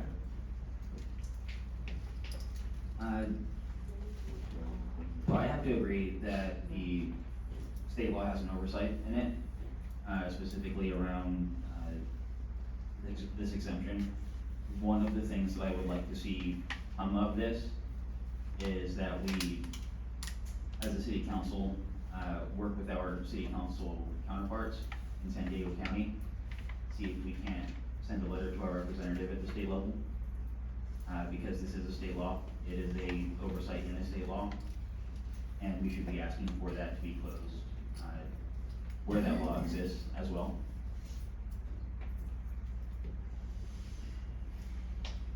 Looking through this, I can support an ordinance on the local level as well. I do have some concerns about the ordinance that we have, and I think where they're coming from is that we did this in about 2 weeks. Other cities in the counties took a year to do this. So this process happened very fast, and I think that's resulted in a few things in the ordinance. We do have a mismatch of definitions. In one section of the ordinance, we're showing elderly as 60 years, in another, we're showing it as 62. I saw a section where waivers were permitted for certain sections of the ordinance, and then later on in the ordinance, it says that waivers are not permitted at all. So that ends up being confusing. I note that the difference in ordinances between Imperial Beach and Chula Vista, I believe Imperial Beach does not include window replacements or drywall removal as part of the substantial repair. And I would assume, working in the architectural design industry, I assume windows are not included because windows have window flanges. When you replace them, you're doing partial demo of the exterior siding, exterior stucco. You're gonna be redoing waterproofing. So that ends up not being cosmetic, when you actually get the window replaced. When you have apartment units and you're replacing drywall, state standards have sound rating requirements for walls between units. That often means there's resilient channels, so you're not just removing drywall, you're removing resilient channel, replacing that. So I think that's probably why there's a difference in those ordinances. So kind of where I'm sitting with this is, I would like to see us do something. I don't think that we've had enough time to go through and craft this ordinance, and we haven't had a chance to discuss this on council. We are seeing this ordinance now for the first time, essentially. So, I want to see us, have a discussion around this ordinance, see if we can get more feedback. I think we want more feedback from tenants, I think we want more feedback from, landowners, I think we want more feedback from the community at large. One of the processes that other cities have gone through in this is it goes to their planning commission. And one of the things we've done here is we've completely bypassed that process. So planning commission hasn't seen it, they haven't had their input, they are members of our community that we've appointed to look at land use matters. And they should also be included in this. So what I'm trying to juggle is we need to provide time for people while we have this oversight. But we also need time to really get in and craft the ordinance. So I'm trying to weigh those and figure out how we move forward with that, is where I am presently. Thank you so much. Councilmember Altamirano. Thank you, Mayor Snow. We absolutely care about the community, and our residents, everyone in Lemon Grove, and especially now, our neighbors that are going through such a hard time. My heart is to help. So I have a question for staff. Would any of these ordinances help the current tenants right now that have already been issued, these notices? Are they retroactive? Is it retroactive? How would that work? And are there any resources from the state, anywhere where they can go file a complaint, that we can guide them, that we can provide to them so that they can get the help down? The current state of the law is state law, which we reviewed in some detail. So those provisions are available to these tenants, as it currently exists. Like I said before, I don't wanna give legal advice from the dais, but I will say that the proposed ordinance is not retroactive. So it would not reach back in time for anybody who has received a notice before the ordinance is enacted. It will certainly provide protections to people going forward, especially if it's made effective immediately. I think that's. Thank you. I grew up renting my entire life. I was raised by a single mother, undocumented, didn't speak English, was she's a housekeeper, and for a good part of my life, we rented. And in fact, I counted the times that we moved for one reason or another, whether it was because our rent was raised or because immigration was coming after us, and it was a total of 14 times. I've moved a total of 15 times in my life, which is a lot. A lot of people in the military, they move around that many times. My family was not in the military, and I know how hard it is. And I really am very sorry that you guys are going through such times. Normally ordinances such as this one, are discussed as a council. We, look at all possibilities, at all outcomes, and we give staff direction as to what can be done, and it takes a little bit of time. A lot more time than we've arrived here. This was crafted very fast. There's, a lot of room for improvement, and, I feel like I would like to take a little bit more time to study, the ordinance. I am, I'm now a homeowner, and I also, own real estate property. I'm in the construction business, so I understand substantial repairs. And I think there is a lot of room for improvement with the current ordinance. This is a hard situation, especially for the most vulnerable, folks, for seniors, for vets, and people with, disabilities. And this is the reason why I emphasize the need for a senior center, where people can go and get resources, they can get help. There was some folks that mentioned how hard it was to, go online and fill out online applications, and how they're not able to do that because that's the only way they'll accept, applications now. They don't do the paper, applications now. And we don't have, unfortunately, the resources here in our city to provide the help that you guys would benefit from. And I'm sorry about that. And then I understand the business side, because I am a business owner, and the way that this works is that developers will go out there and they will find properties that are charging, below market rent, with the purpose of creating equity. And so this is a business strategy, this is how they do business, and, doing business in California is already really hard. It's overly regulated, and as a business owner, I wonder, would I want more regulation? And at the same time, I do feel that there is a lot of room for us to make, tenant rights, better for tenants, to protect them and to avoid these types of situations. So for now, I feel like, I don't wanna be rushed, especially because, all you guys here, and I like what the gentleman said, let us know if you can help us. Unfortunately, those people that have been served notices already, none of this would be retroactive. But I would like to ask for more time to look at all the possibilities and make this a very nice, ordinance that is going to stand time, and it's going to, stand in legal, in a court of law if that's necessary.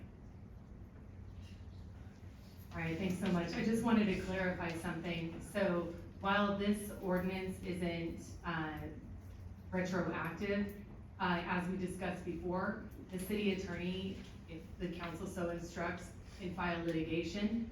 And so there are things that we can do right now to assist as a city if we have the political will from the people on this dais to do so.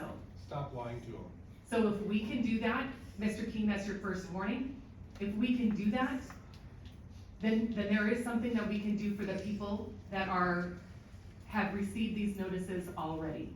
Okay, next I'll turn it over to Councilmember Mendoza. First of all, I want to thank the mayor for all of the hard work that she's put into this. I also want to thank our brand new interim city manager. He's only been here a week. And we put this on his plate. Do you guys get that? He's been here a week.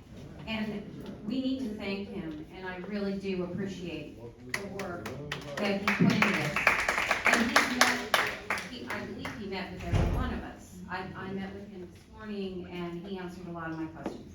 And then I also want to thank our city attorney, because this is a lot of work for her to have to do, on top of all her other responsibilities in a very short period of time. And they put together a lot of information for us and did a lot of research into this. I also want to thank everyone who's here for coming and giving us your opinions, and people who wrote we've received quite a few letters. Thank you for your letters. Thank you for people who wrote in on both sides of the issue. We've read them, and we've taken that information under consideration too. So I do want to thank all of you, and I know that my colleagues here have put a lot of time and effort into studying this issue. Along with my colleagues, my two colleagues who've spoken already, of course, I also wish that I had had more time to review this. We didn't get this until Friday night, and so we had a very short time to read this over. It's a lot to absorb. I had a really busy day yesterday, and I apologize. I called the city attorney, and I kept getting on the phone, off the phone, and but she was very patient with me and answered a lot of my questions. So, that being said, one thing that I haven't really heard us address, although it was addressed by the city manager earlier today, and the city attorney addressed it briefly. The emergency ordinance has a sunset clause, okay? It ends in a year, the way it's written right now. It ends in a year. And then, so kind of my question is, in that year, that could give us an opportunity to see how this is working or how it's not working. And then, a year from now, we could put a permanent ordinance in place after having put a lot of study and thought into this issue. Now, to the folks who've already gotten their eviction notices, this emergency ordinance isn't really going to help you. And that's not why we're here. We're not here to help just one person.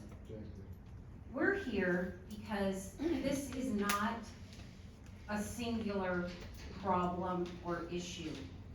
This has been going on for a while, and it's going to continue to happen. People who rent are scared to death. They never know when they're gonna get a no fault notice. It says, we're gonna remodel your unit and you have to move. That's like living with some kind of an axe over your head, okay? I'm a landlord. I have been a landlord for 25 plus years. Now, the only reason I'm a landlord is because when I met my husband, he owned a house, and actually he owned a duplex, and I owned a house. And so we moved, we left we rented out one of the houses and lived in the other house. And the house that I live in also has a unit. So I'm not a wealthy landlord. It's just how my life turned out. I'm also 70 years old. I have a lot of empathy for seniors. I also have a bachelor's in social work with an emphasis on gerontology. I worked with older people. I have a real heart for working with older folks. What's happening here is unconscionable. It's interesting that no one from this company has showed up today to make a statement about why this is necessary, because I would tell them how deplorable their behavior is towards these folks. So I think, and they know it. They absolutely know it. They're using the state law to their advantage. So that's why so what are the urgent findings? We have to find that there is an urgent need for us to do this. And from what I read, Councilmember Mendoza, I just wanted to interject really quickly. You said it would expire in 1 year. However, the way that it's written right now is that it would expire once the permanent ordinance comes into effect, with the idea that you would adopt both today, and then the urgency ordinance would fill the gap until the regular ordinance comes into effect. That's the way it's written right now. Okay, so. I would encourage the council to. I read 5 ordinances, so I'm sorry if I'm getting them a little bit confused. I would encourage the council, if they adopt an urgency ordinance, to make it effective for 180 days. And then you can always bring it back and make the findings again, if that's the will of the council. Or you know, if you're interested in hearing changes to the regular ordinance, we can bring that back within that time period. I like that idea, and thank you for interjecting this option. Yes, yes. And then that would give us an opportunity to speak more with property owners, here in Lemon Grove, and talk to them about their concerns and get some input. I mean, have a council meeting where you can, although, a couple of, folks here have already expressed their concerns, and I think we need to address those before we put a permanent ordinance in place.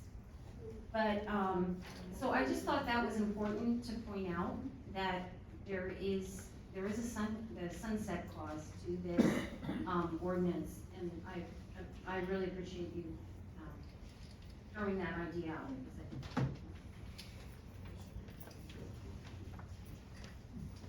Mayor Pro Tem Herdia.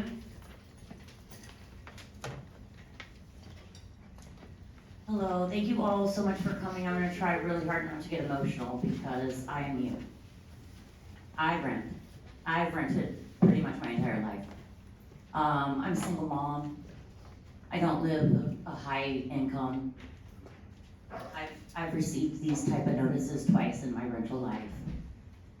And it's agonizing, it's totally scary. And I know that in the 2 times that I received it, I wasn't eligible because there were no laws in place for any help, no relocation. The only tenant protection at the time was a 60-day notice. So I understand the value of that. I resonate with what the one lady said, we're not bottom feeders. We're working class folk, and we pay our rent just like anybody else pays their mortgage, okay? I really want to do the right thing in this moment, and I know that we need to really probably hone in more information, more dialogue, and more just overall outreach with all sides. And at the same time, I think we can do a really sensible ordinance if we take our time to do so. And I think that that overall really helps the bigger picture here. I did really appreciate Richard Hamnett's idea of public housing options as well, low-income housing options to come in. And we obviously, I think as a council, we all want to see some more of that type of aid coming through, and just naturally occurring. My family also owns, or an in-law in the family owns an apartment complex, and it's a small complex. It's got about 27 units, I want to say. And what that landlord does is he renovates as people move out. He doesn't evict somebody to renovate, and that's the human way of doing it, okay? It's unfortunate that poor people are really being taken advantage of on the backs of capitalism and greed. And unfortunately, I feel like I don't want to rush this, and I know that you guys are in times, and I really like the guy who said, tell us the truth and tell us this now. So I'm here to tell you, I don't think that we're gonna be able to help you in this moment, okay? Only because we didn't have enough time. We didn't have enough dialogue. I want it more than anybody up here probably, because it would affect me in the long run too. I still rent. I still don't have a large income. And I know the cost of a U-Haul and the cost of qualifying. Like, oh my gosh, like I wouldn't qualify.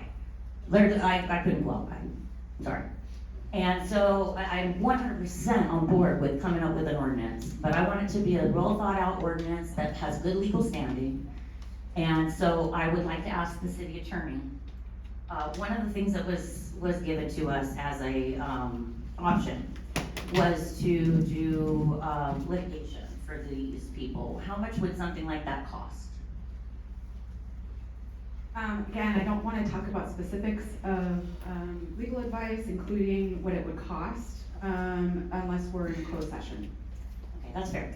Thank you. Yes, of course. That's something that we would need to, that's something that we would need to agendize at this time, to just schedule a closed session on that topic. Yes, we can agendize it, but not for tonight. Yes. You can do a special meeting, which is 24-hour notice, you can do at a regularly noticed meeting, which would be at our next, at the second meeting in February. Okay, I'd like that agendized at the next regularly scheduled meeting. Okay, and then I'd like to ask a question about the $250,000 that we allocated from our ARPA funds to help people in these exact situations. I don't think we've done anything with that money yet. We haven't really been, I don't even know if we really put the dialogue out there of how that money was supposed to get spent, specifics.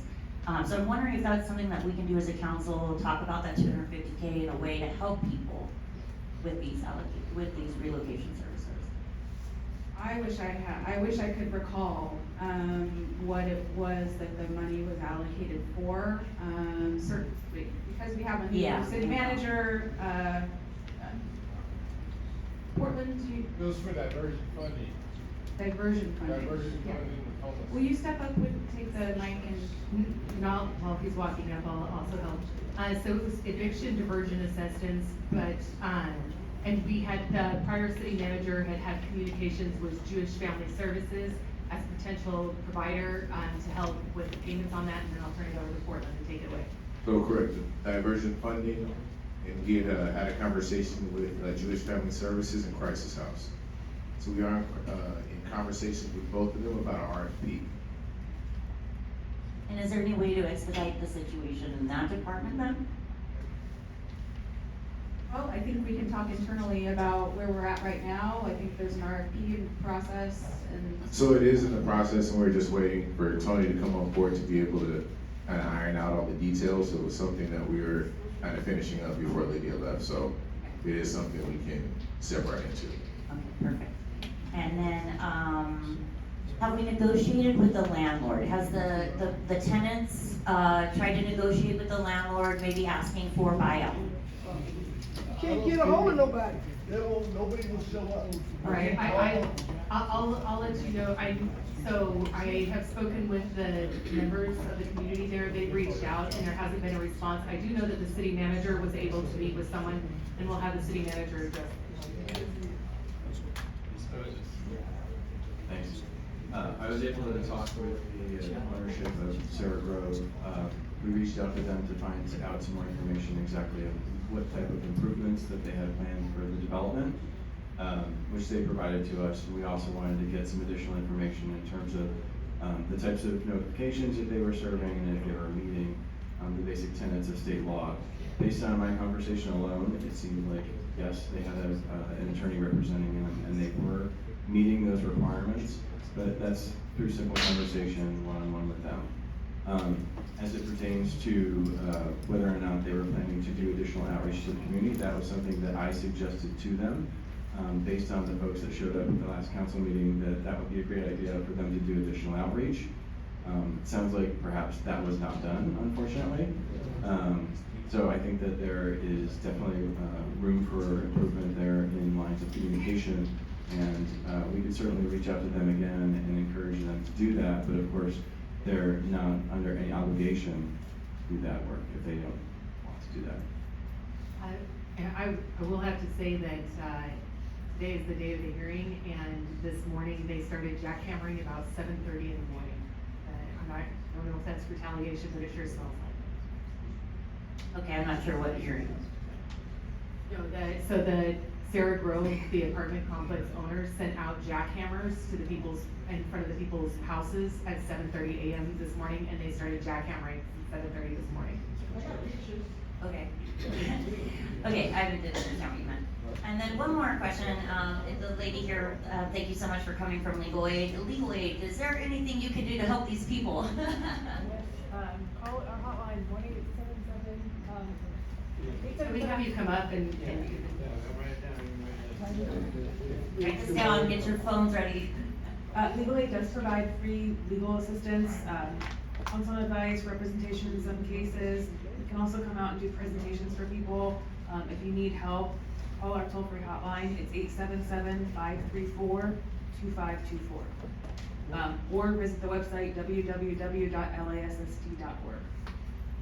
I don't mean to be rude to you at all, but can you let them know that it is an income-based thing, that if you do make too much money, you won't have, I've already called.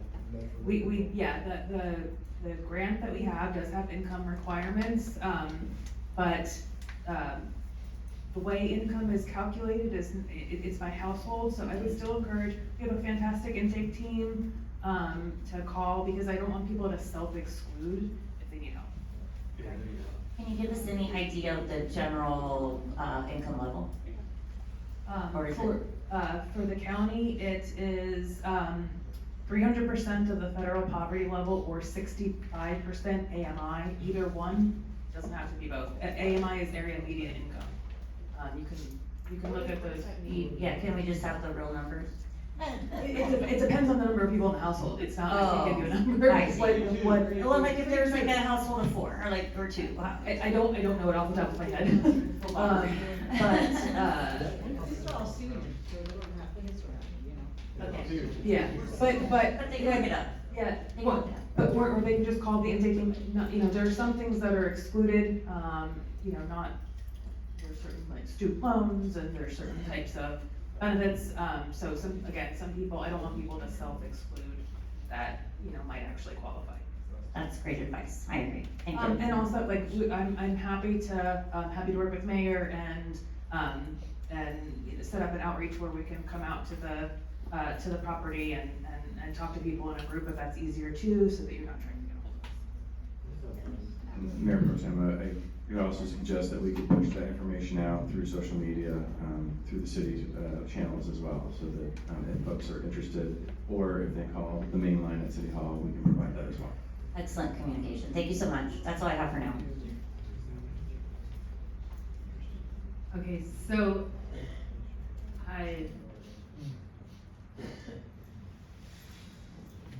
we have the tenant protection ordinance, and I'll talk first. Most of the effort on this was for no-fault evictions. When people are paying their rent on time and meeting their obligations, then I feel like they deserve to be able to stay in that steady home that they've done. And if you've been paying rent on time, all the time, for 37 years, you deserve more than 60-day notice and a waiver of the last month's rent. It is almost impossible, as we've heard from person after person today, to be able to find something to rent in this community where your doctors are, where your family is, where your homes are. So this is an opportunity to step up. I understand the need for more discussion on this. I also understand this is what I do all day, every day. And so my experience is a little different than my fellow council members, because I know how urgent this issue is, and every day we sit on our hands and pretend like there's nothing that we can do, is one day that one more person joins our homeless population. We just got an $8.4 million grant to help 102 people. I want you to think about how expensive it is to get out of homelessness once you're there. In order to build the public housing, which I think we desperately need, as Mr. Hammett pointed out, it will take us 10 to 12 years to build that housing and approximately $21 million. Our entire general revenue for this year is $21 million. Lemon Grove does not have the money to build its way out of this with public housing. That's just not a possibility. If we had that kind of money, we'd be doing it. You see the hearts of the people that are sitting next to me on this dais. There's not one person up here that doesn't care deeply about what's happening to you in this community. We have an opportunity to make protections available, to keep people housed before they fall into homelessness. And we do not have the financial resources to keep getting $8.4 million to help people, when if we had just passed this ordinance, we wouldn't have to do that. That's right, that's right. This is an inexpensive option. When the builders bought this property, they knew what the state law was. And I actually disagree with the city manager, unless they told you that they were doing something more extensive than cabinets and washers and dryers. It doesn't require 30 consecutive days out of the home. And so did they tell you they were doing something other than that? No, no. I was told that they're going to be replacing some of the electrical panels, and so they do have permits that they did with the city, which we verified as well. In addition, they did mention that they were potentially adding a dog run on the exterior of the building and extending. So, yeah, just to clarify, this is what I was told. We have not verified this work in the field through our inspectors, but they also mentioned the extension of some potential balconies in some units as well. And then replacement of cabinets in the kitchen and the bathrooms, new flooring, and I think that there's some other minor improvements as well. It's like a whole new layout. It's a whole new So that's layout. what we suspected was exactly happening. That does not require you to move out for 30 consecutive days, which is what the Tenant Protection Act requires. These have to be substantial renovations, and it is a defined term. And so we have to be very careful when we tell the public that we think that these owners were compliant, because they are not. It does not require 30 days to move out of your apartment. Also, with substantial renovation or renovations period, the tenants continue to pay their rent while these renovations are being had. You're absolutely able to relocate somebody for a week if you have to, and put them up in a hotel. The tenants are paying their rent. As long as they're paying their rent, they deserve to have a roof over their head, and the renovations can still happen. None of this will stop renovations from happening. It just stops people being evicted because of renovations. That's right. That's what we're trying to accomplish here. And we passed the Tenant Protection Act in 2019. Then we saw a slew, across the state, a slew of substantial renovation fakeouts. Like, they weren't substantial.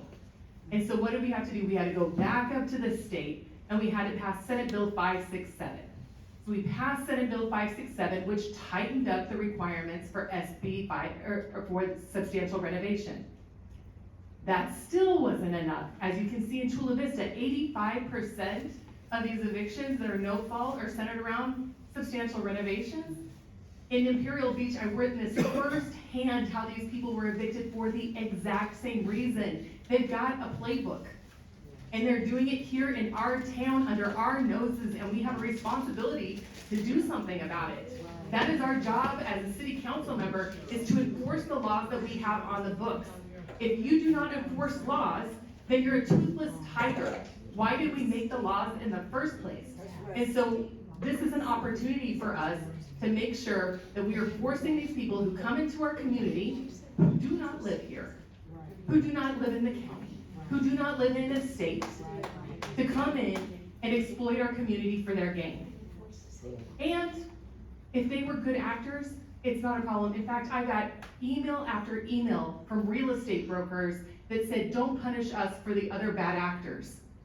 And I replied to them, I get it, I get the struggle, but this doesn't harm you. You'll still be able to make money, you'll still be able to do your substantial renovations. We're not touching rent control.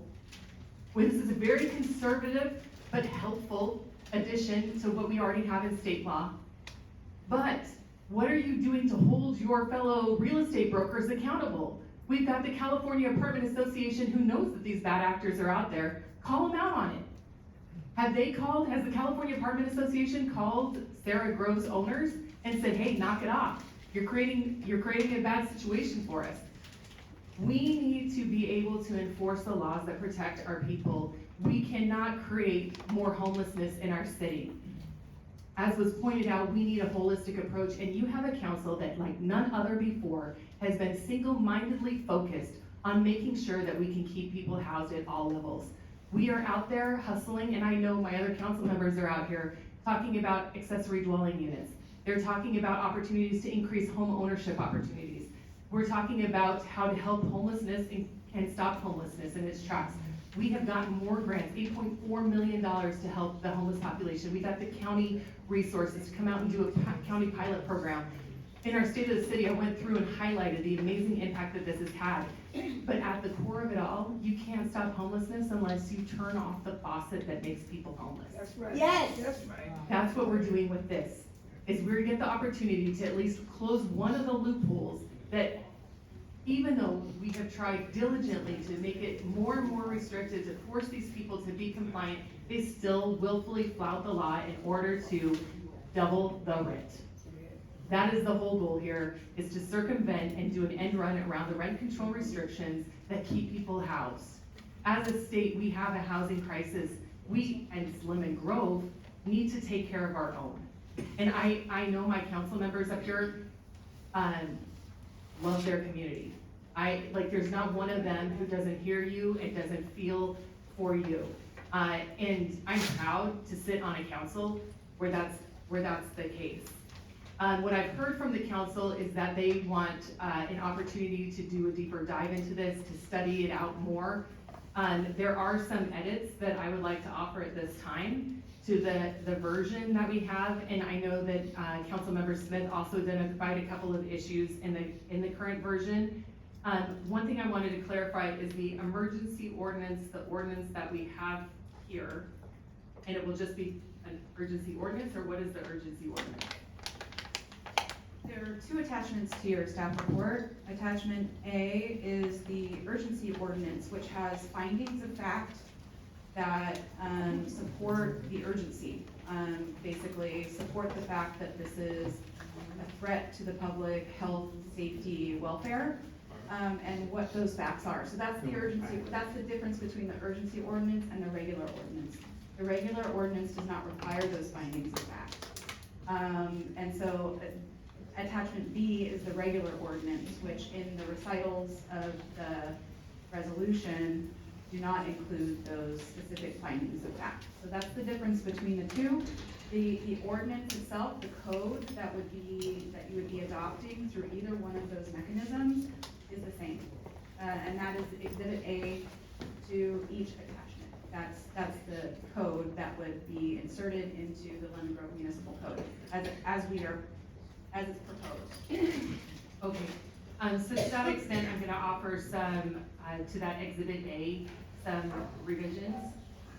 So on section 8.80.030, for the definition of demolish, I would like for it to say 75% of the total square footage of the unit. And I think that will help increase the clarity, because 75% of what would be my question. So 75% of the total square footage of the unit.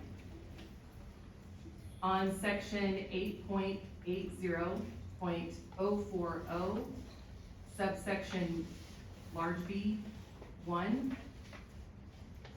it talks about the exemptions.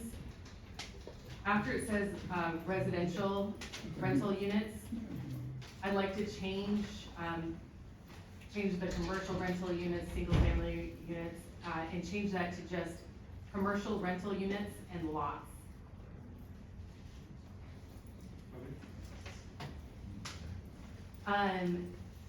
In subsection C2D, actually I'm gonna push that further down. Next one is section, under that one, for the number of units, in order to clarify whether or not they qualify for that exemption, I think we should add another subsection under that says that the owner, in the notice to terminate tenancy, must include a declaration under the penalty of perjury that the owner owns less than 15 units as described above.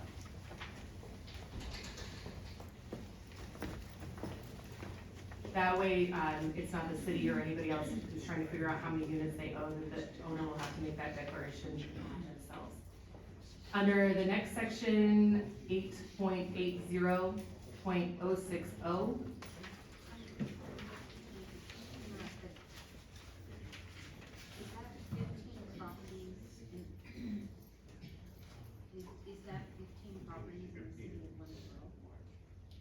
no, it's just, they own that many properties. In section 8.80.060 B, I think it's double I. In the section regarding relocation assistance, I'd also like to provide, that where there were violations of the code by the landlord, or the violations were the result of landlord negligence, or where the unit is an illegal unit or unpermitted unit, the owner must provide relocation assistance. The election of waiver of rent is not an option. And the reason for that is, if you have an illegal unit, you're not allowed to charge rent. And so waiving rent for something that you're not entitled to receive in the first place, isn't really a benefit to the tenant. So I think that we should make it that they have to provide, the actual relocation assistance, they can't collect waiver. In subsection 8.80.060 B 2(3)I, there's a provision under there, I think it's labeled B, and then after it, there should be a C. And the C should be, that there's a declaration from the home improvement contractor that they will demolish greater than 75% of the total square footage of the property under the penalty of perjury. So that the notice will have to have those, either the permits or they'll have to have the declaration from the contractor.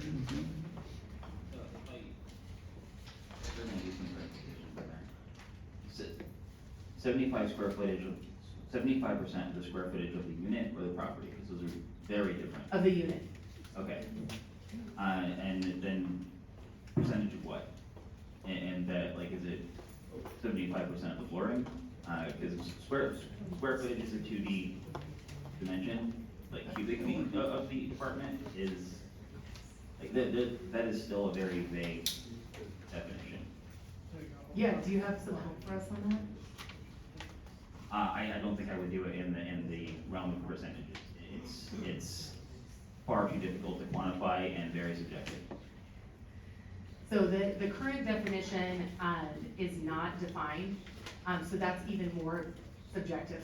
So I'm trying to like narrow it down so we have something tangible that we can say that that's what a demolition is. Demolishing, I don't think should be just knocking out a window. Oh, I can agree with that. I just don't think percentage is the way to go because it's far too vague. Okay, what would be your recommendation? Something I would really like to dig more research and dig more into. Because sort of the rub of the state law is if I get a permit to do electrical work, yeah, I'm pulling the permit and I'm doing electrical work and I can have somebody leave depending on what the electrical work is. Like, what is the extent of the electrical work? I don't see a way to break this down in a way of how much demo is happening. And where I can draw a line between what is substantial and what's not. So that I think is where we're coming from when we're saying we need some time with this. So you have to have, like, I understand, for me, I would be comfortable with cubic feet instead of square feet. Yes. I think that gets us where we need to go. But I think the current definition is extremely vague. Being an attorney in this area, it is really, really vague and lends itself to, even the homeowners don't know what it is. And so I think that this will help provide the clarity that they need. And I think it's always going to, let me have my time to be able to speak and then you'll have a second opportunity. So I think that we do need to put something in there that helps clarify it, and that it's something that will, be able to address that issue. So those are the changes that I had at this point. To the point that, Councilmember Smith had addressed earlier, that in one section, elderly was defined as 62, and in another section, it was defined as, 60. I think we should, have both of those, go to 60 and make sure that they're the same. And I believe that the only time waiver is not permitted now is where, what we just discussed, but if Councilmember Smith can point out where the other issue was, did you have that, the provision there that you were referring to? Oh, don't recall offhand exactly where that was. It was towards the end of our ordinance, and it was, there was an exception for a waiver, but then, you could do a waiver for something that didn't seem like you could also not do that waiver for the same thing. And I'm not 100% sure where that occurred, where it occurred at the end of the ordinance. I'm just not remembering precisely where that was. It's 15 pages. So, I have it in front of me and I can do a control find on the word waiver. So, I'm just looking at it in each of the different ones. There's under,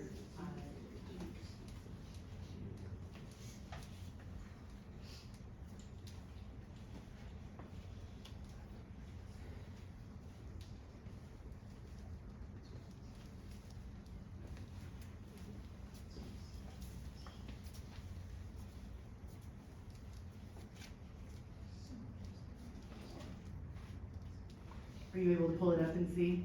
I try to find it. And I did see another thing as we were going through our presentation as well. While I try to pull up my comment there.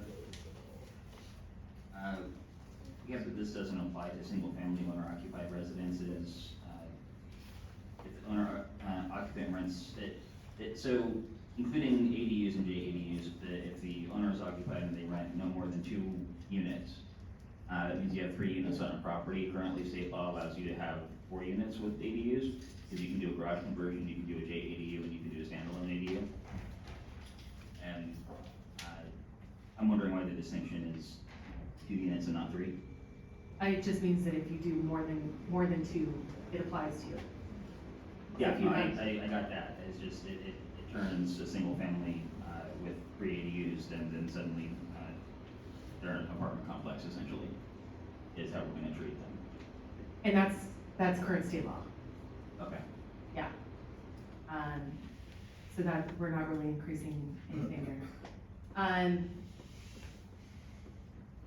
The other thing I wanted to highlight is in the wake of the floods, there's also a provision in this agreement that discusses buyout agreements. The reason for the buyout agreements is, the city of San Diego, right before the floods hit, they included this buyout agreement provision in there.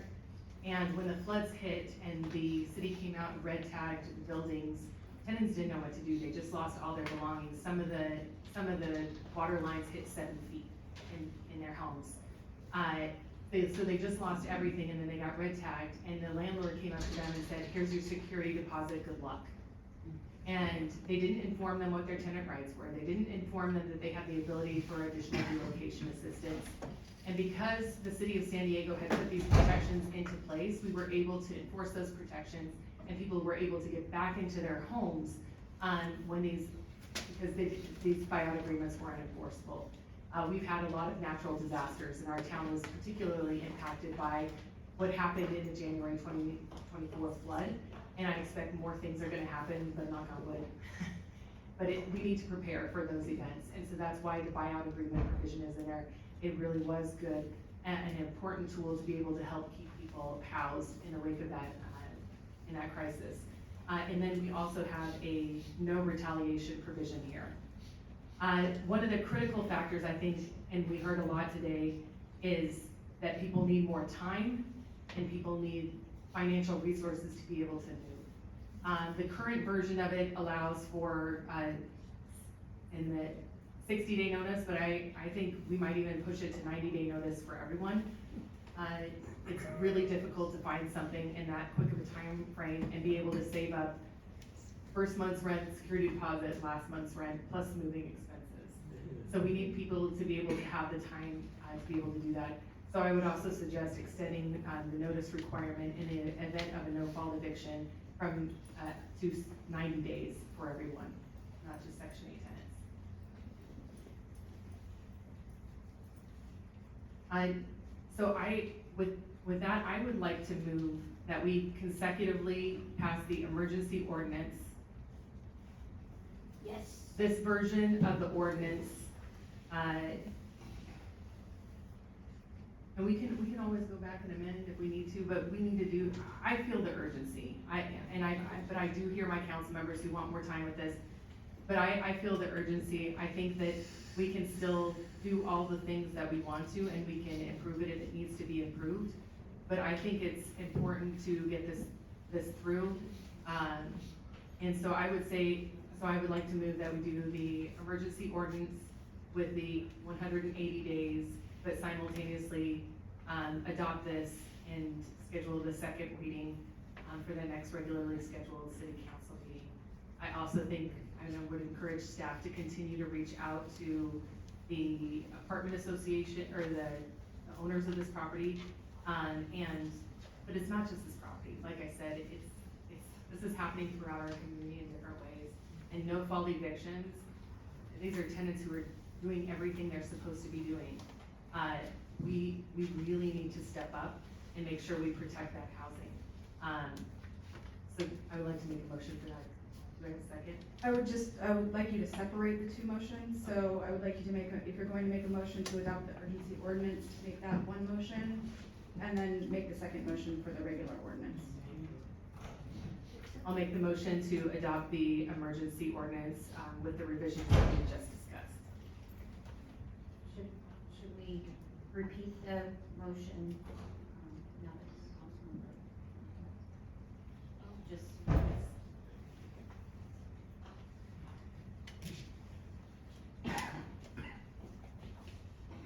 So we just made I just made a motion to adopt an emergency ordinance with the changes that we just discussed to the current exhibit A. Now, just a question, does that include, the 180-day, sunset clause? Yes, with the 180-day sunset clause. And then just for clarification, okay. Well, then I would second that.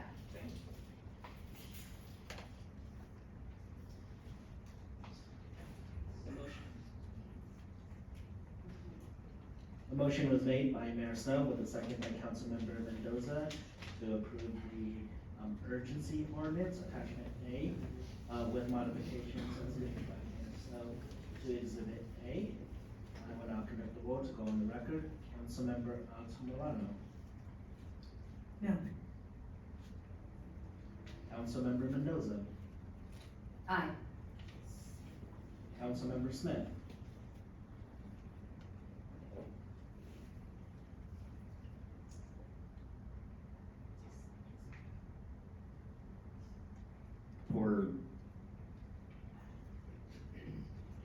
For concerns of errors and omissions in the current ordinance as it's written, some of the things we've pointed out, it's just a couple of things that I saw and that I'm uncomfortable that we're continuing to craft this from the dais. I would like to have an ordinance passed, but I am uncomfortable voting yes on something that we're crafting still right now.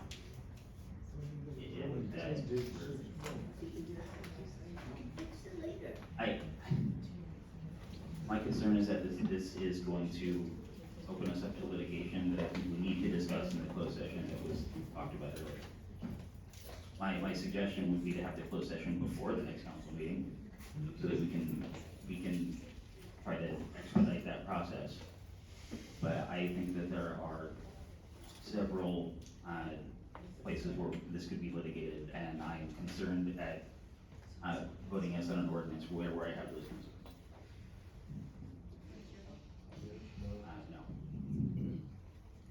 Pro Tem Heredia. I also am gonna vote no on this because of the fact that I don't even understand what your amendments were to it just now. Thank you. Mayor Snow. Yes. As this is an urgency ordinances require a 4/5 vote. The motion fails on a vote of 2 yeses and 3 noes.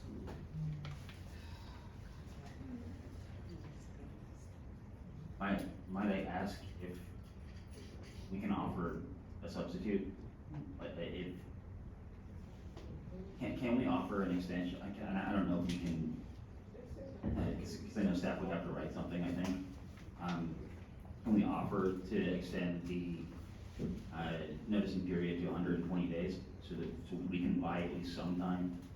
Can we vote on the motion that was seconded about closed session? That was the original motion that Snow put on pretty early on, and then Mendoza seconded it. That's an agenda item, so it just needs support too. So So we're on that. that will be agenda item. Okay, Yes. just wanna make sure.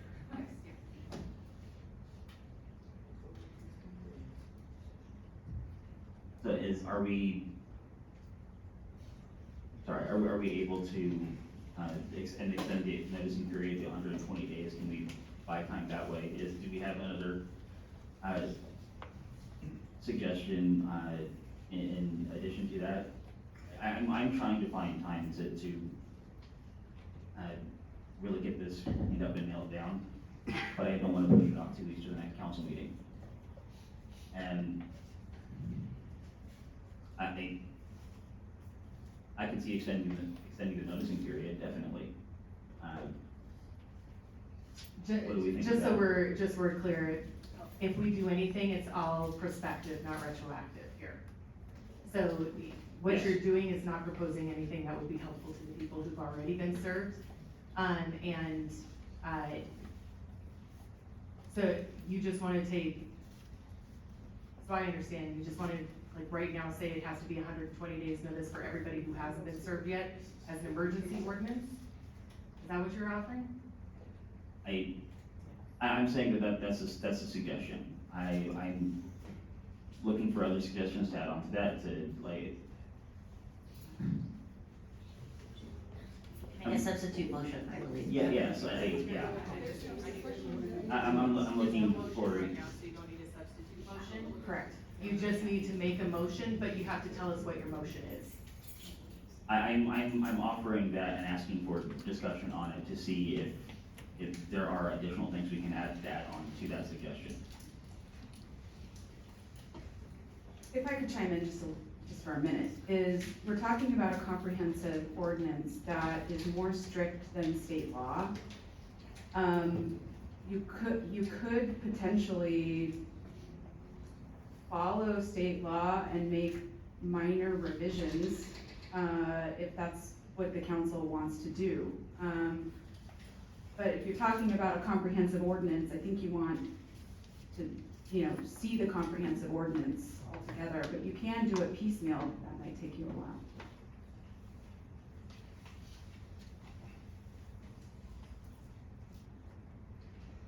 I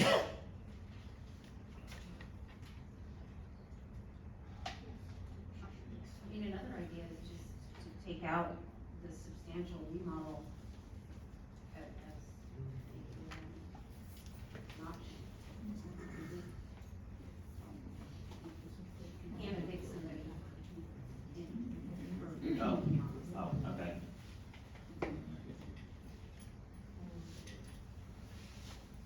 It's still just, we're talking about a temporary ordinance.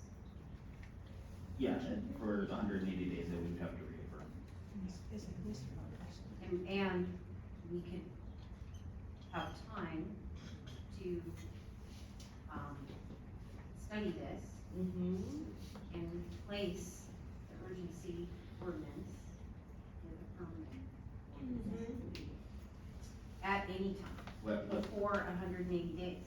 You could do it in a shorter period of time too.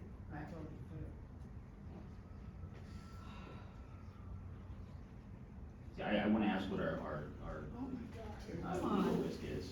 And we've been leading this discuss that in closed session. I will have to say that 3 other cities have passed this, is substantially the same as what some of the other cities have passed, and not one of them has been sued on these issues.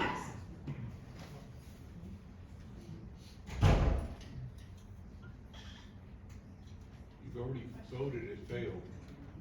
The other cities, do they have what state law requires now as far as the notice, the time of notice of 60 days? Have they abided? Is that part of their ordinance as well? You know? We can look at our, I'll have to look it up, but I think they're 60 days for regular tenants, 90 days for Section 8 tenants. That's what I recall from looking at their ordinances.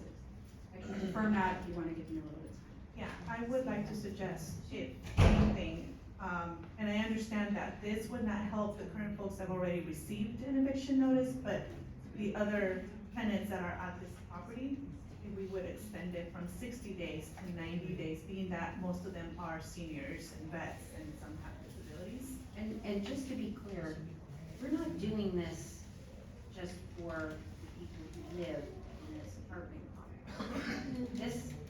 We can't target this property owner. So you need to be really careful with what you say.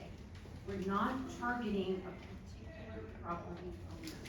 We are putting an ordinance in place that will help all tenants in Lemon Grove from this state. The reason we are here tonight and the reason we are discussing this urgent, ordinance is because of this property. So yeah, it would apply to all residents.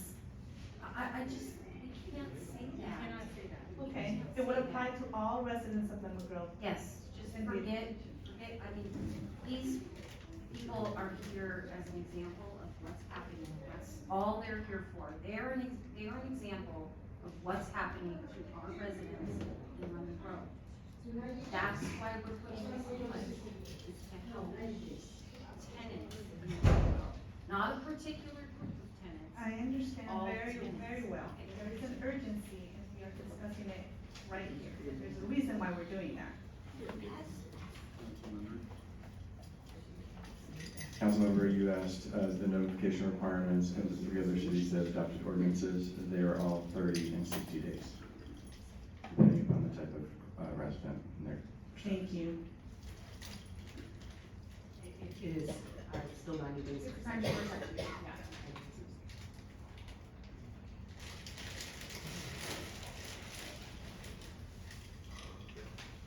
I'm asking for some clarification, just because there's been a lot of discussion and a lot of ideas thrown, and I want to be very mindful that we, again, are doing this right, and we're protecting all of the Lemon Grove and stuff going forward. So you're proposing 120 days for all evictions for renovation? Or what's the term again? Substantial renovation? Is that what you're? Yeah, that's what I was looking at, and I believe to Mayor Snow's point, there was something in this ordinance as well that would be helpful to people who are already in the situation. Right. I'm sure this is happening elsewhere as well. And you're proposing? I'm only proposing, I'm not proposing any of the current, draft ordinance. I'm just proposing that we consider, requiring 90-day notice or no fault evictions. And you were proposing, to clarify again? Well, I just threw out one idea to just be, you can't evict someone for.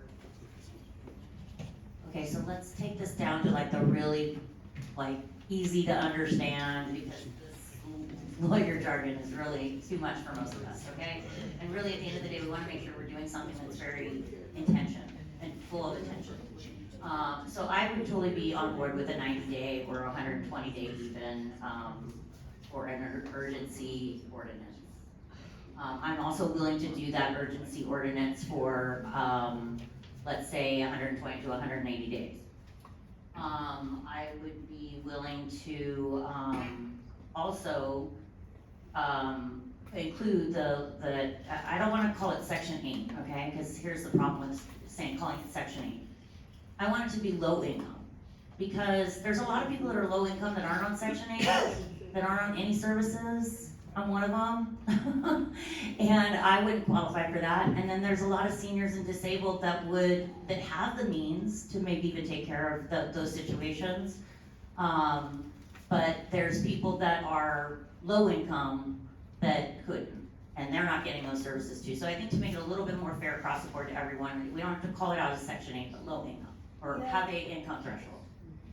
And I'd be willing to just do those types of quick, not all this other stuff without research and study. I think that we can go into the closed session, do a workshop maybe. I'd like to see even possibly a community advisory committee that encompasses residents for our permanent ordinance, our residences, and encompasses tenants, landlords, property developers, you know, anybody that's interested in joining, just like our Measure T or our planning commission, something where you apply and you're appointed to it, and it's kind of a mixed, I always like those committees to be a mixed bag of people, because that's where you really get the truth and really get a compromise. So I'd be willing to talk about a timeline in there that we could extend for a temporary amount of time. I'd like to also, like I said, make the language not say Section 8, but low income, or find a threshold of income that we want to accept. So I just want to clarify. So if what it seems like they're suggesting is an urgency ordinance, and the only change to state law would be for a no-fault eviction, tenants get 120 days.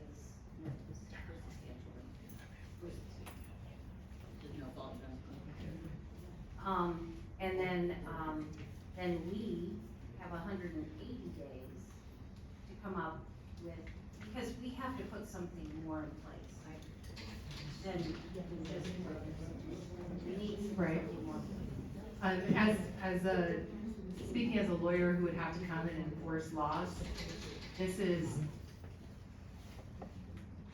it's going to be very difficult to enforce something that doesn't have actual language. I think we need to look at Exhibit A, and if you want to make modifications to Exhibit A, I think we can do that. But if you, for the next 180 days, this is too vague for a lawyer to do anything with. So I would encourage you to look at Exhibit A and see if there's actual language that you want to amend to be able to do that, because right now, you know, it'd be a struggle. Can't we just direct our city attorney to draft up what we give you as our ideas, suggestions, about whatever we directly come up to, and then you can put the verbiage in as a legal standing? There are a lot of ideas that are bouncing around. It sounds like what you want to do is adopt basically what state law is, but extend the noticing period to 90 days for everybody, regardless of income level or status.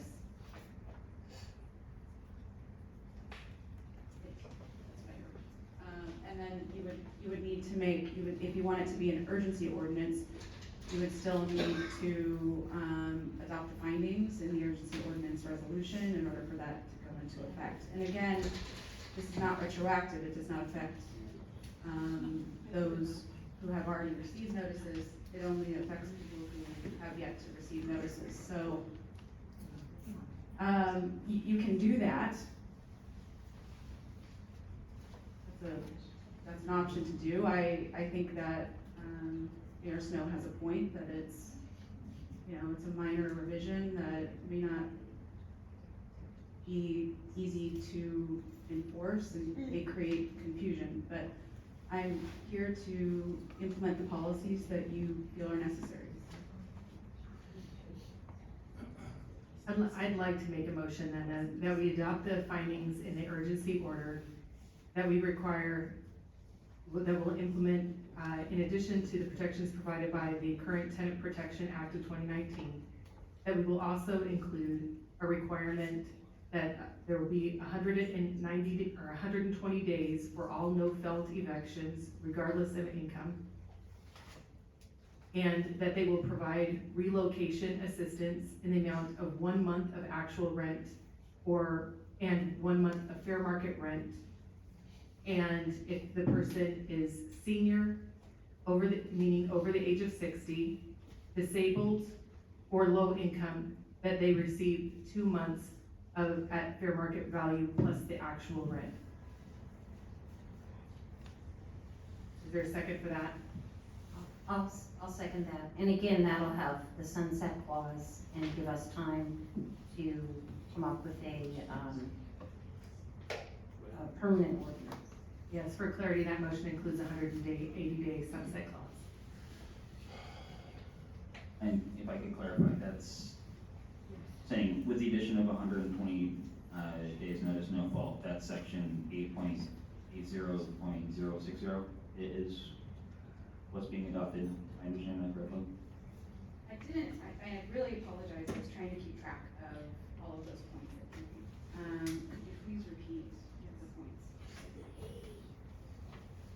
So the motion is, in addition to the protections offered by the Tenant Protection Act of 2019, that we require 120 days notice for all no-fault evictions. No fault, just cause evictions.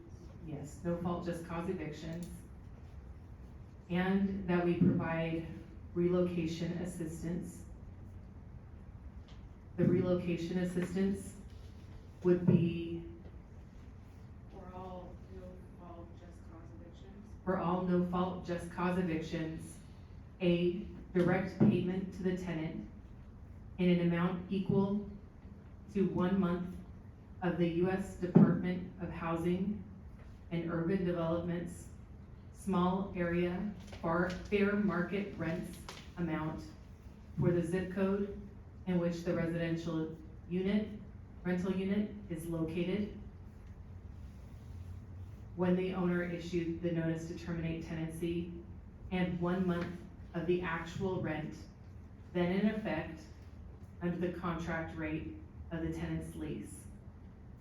If the tenant's income is below 80% of the area median income for the county of San Diego, the tenant is 60 years old or older, is disabled, or if there are minor children in the household, then the direct payment shall be in an amount equal to 2 months of the U.S. Department of Housing and Urban Development's small area fair market rents amount for the zip code in which the residential unit is located when the owner issued the notice to terminate the tenancy, and 1 month of actual rent then in effect under the tenant's lease.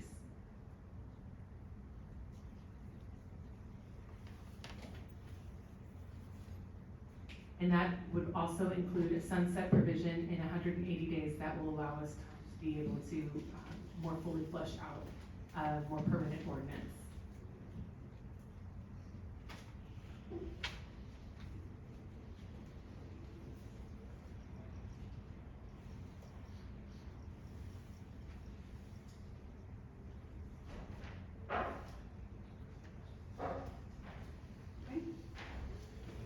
May I ask for, did you make a motion, or may I ask for a clarification on something? I made the motion, and it was seconded by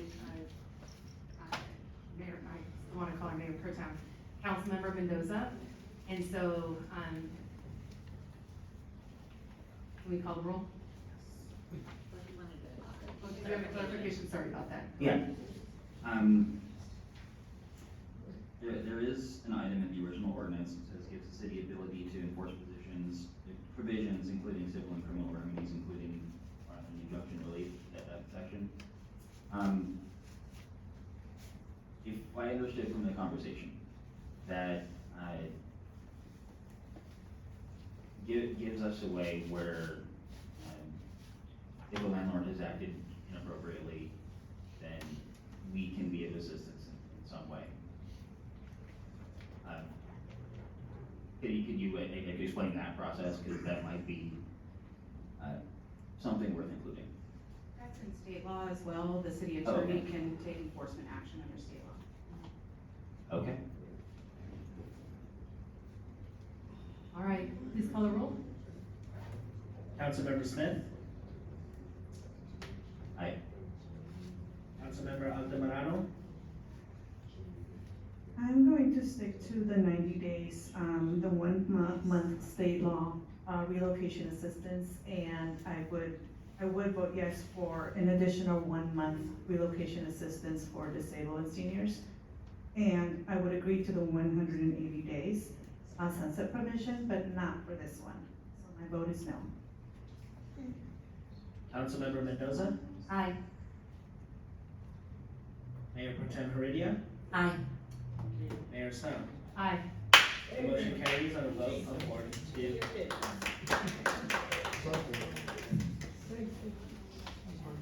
And,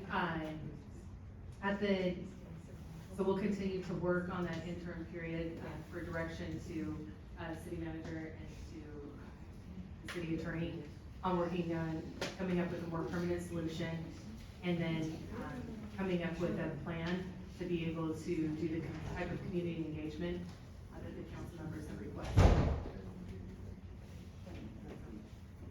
For a point of clarification, Mayor, does the council have a preference in terms of how they'd like to approach the public outreach? I would like, for the public outreach to be able to, well, we have a couple of options, and I'd love to hear more ideas. We can do a workshop, we can invite, the Legal Aid Society of San Diego to come in and do a presentation.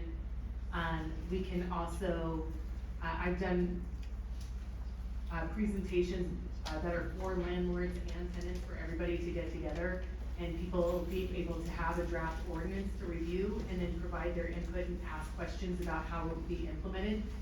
They did that in Imperial Beach, and it was really effective. They had a housing staff person, which we don't have here. So probably looking at Portland, to see Portland, you might be willing to convene something along those lines. But I think it is helpful, for, in these instances, to have some of the landlords and tenants talk to each other. We got a lot of input from smaller, groups, mom and pop kind of places that were concerned that sometimes the law is confusing.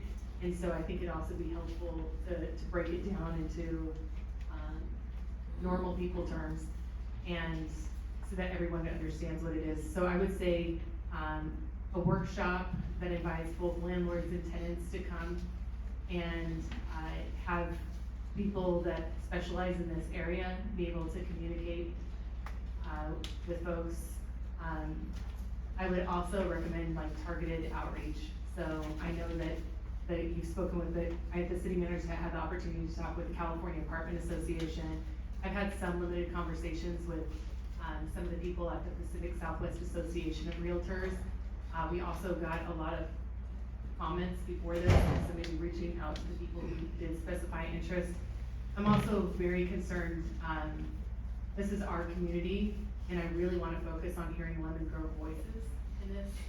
And so I'd love to hear more on Lemon Grove voices. And then we've held, one of the concerns I have with workshops is we've held workshops before. We had a housing and homelessness workshop, and there were like 3 members of public that showed up.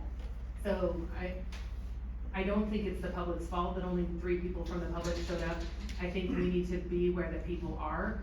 And so I think that might call for some creative thinking about where we go do these presentations.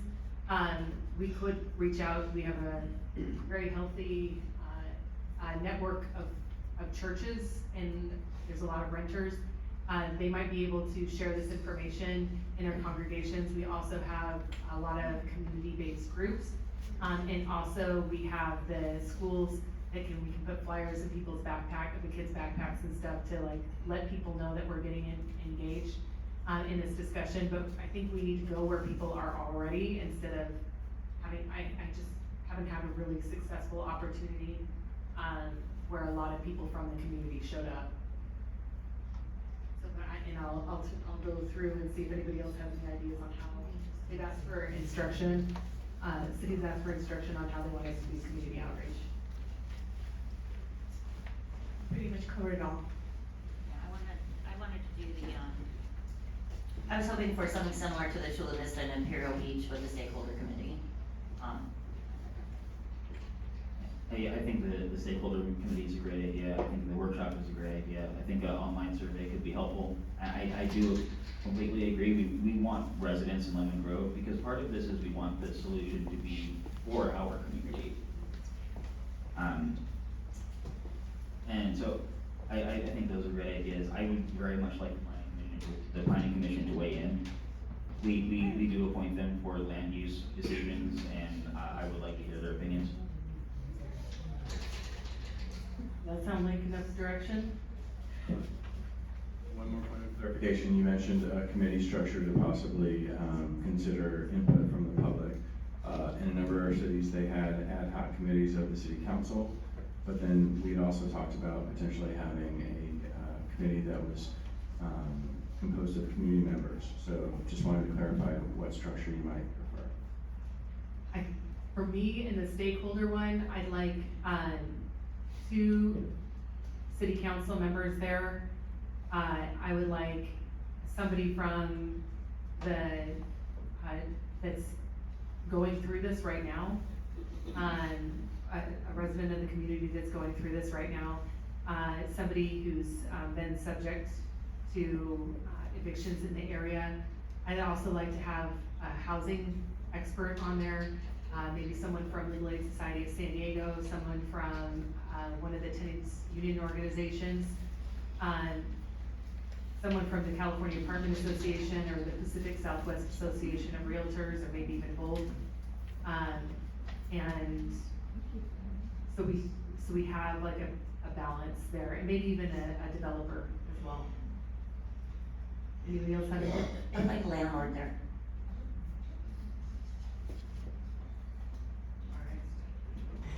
I would like to see landlords both on small, complex, small and large, because there are different, they will be affected differently. So I'm hearing a community-based committee that is open to a public workshop format, correct? So yeah, one is the workshop, and then the other is the stakeholder group. So I think, and the sooner we can get the stakeholder group in, is that, like, getting them to the nitty-gritty of the details of the ordinance, I think is important. And I think getting it to the planning commission as soon as possible, is important, because I don't wanna be changing it and then addressing it to the community. So I think if we take those first 2 first, the planning commission, maybe the planning commission first, getting them to weigh in, and then we'll convene the stakeholders, and we'll try and have at least 2 meetings of stakeholders. And then, having maybe 2 to 3 community-based workshops on this. This is a lot of staff time. It is. That's a good point. There are other priorities that you have on your priority list that are going to have to take a back seat. We have an interim city manager who's been here for a week. And we have a staff that is absolutely bursting at the seams. So please be patient, and give us grace, as we move through this. It may take, 2 to 3 stakeholder meetings, that's hard to coordinate scheduling. So that takes time to put together, and somebody has to schedule it, which is usually the city manager. In the past, it has been the city manager. So it's going to take an internal organization, and effort in order to make this happen. And I'm not saying it shouldn't happen, I'm just, please be patient and give us grace, because it will take time to do all of these things. We have to plan for planning commission. We have 2 empty seats on planning commission right now, so we need to fill those seats. And that's coming up. And then you want community outreach as well, and a couple of workshops. So those are all, I'm not saying that can't happen, it can happen. It's just gonna take time, and it might take more than 180 days. And we can come back and ask for an extension of that, right? Yes, yeah, of course. We'll keep you posted. We'll keep you posted as we move through the process, and if there's obstacles standing in the way in terms of the timeline, then we'll certainly share those with you as we go. I would like to suggest that maybe the stakeholder meetings need to happen before planning commission, because their process is, they will take that information, they will hone in on it, and then they send it to us, where we get our say on that and can adjust things after they've had their time with it. That's the typical process anyway. I'm okay with that too. All right, I think that provides sufficient direction to council, and we will now move on to item number 3. Could we take a quick break, maybe 5-minute break? Yes, we'll reconvene in about 5 minutes. Thank you.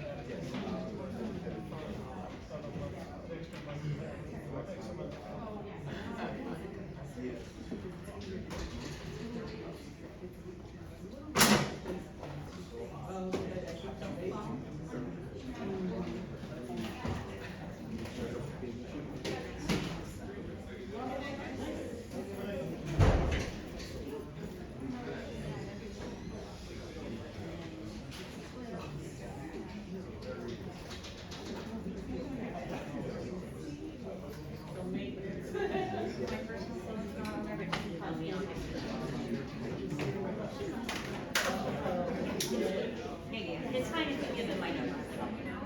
Okay. Yeah, that's fine. But he has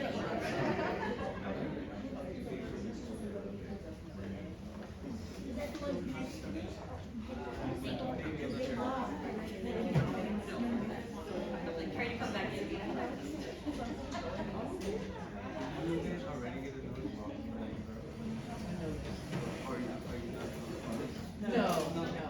No, we're just supporting them. You did a good job, really. We're grateful for that.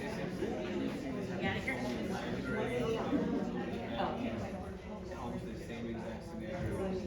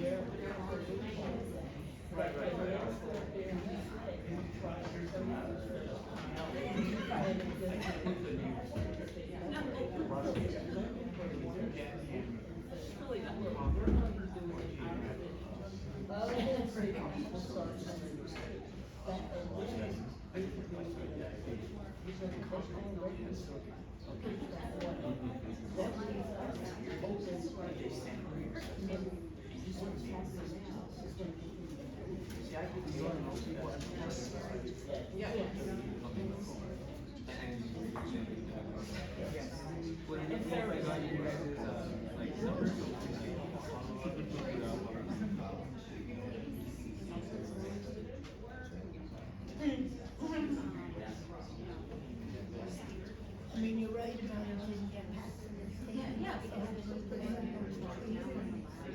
doing stuff that's stronger.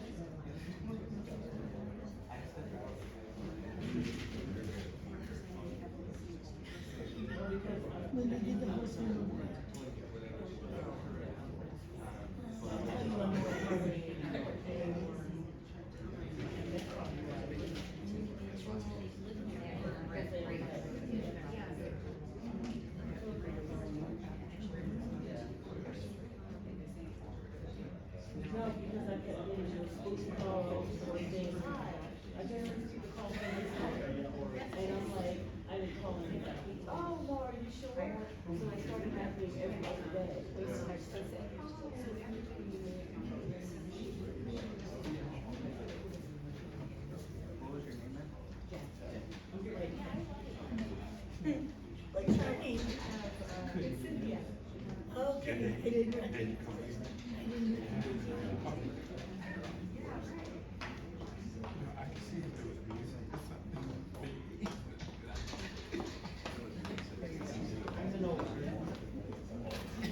you. We are now back on the record.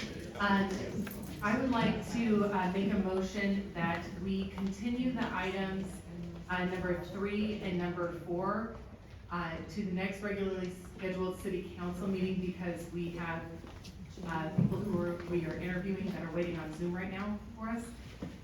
So go ahead and postpone those to the next regularly scheduled council meeting. Do I have a second for that?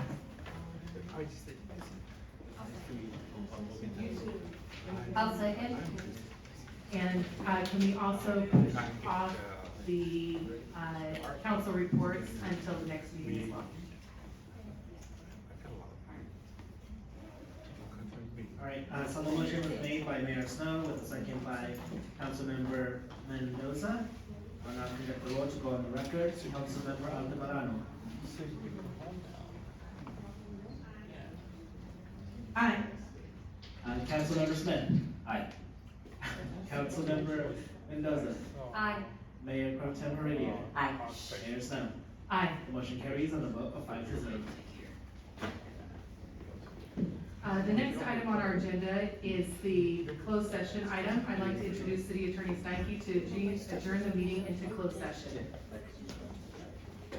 Thank you, Madam Mayor, and members of the council. Thank you for that robust discussion also on the last agenda item. I appreciate the feedback from the council as always. We are adjourned to closed session for public employment under government code section 549-7 regarding the evaluation. And for the second item, conference with legal counsel under anticipated litigation, government code section 54956.9 D4 for one case. Thank you so much.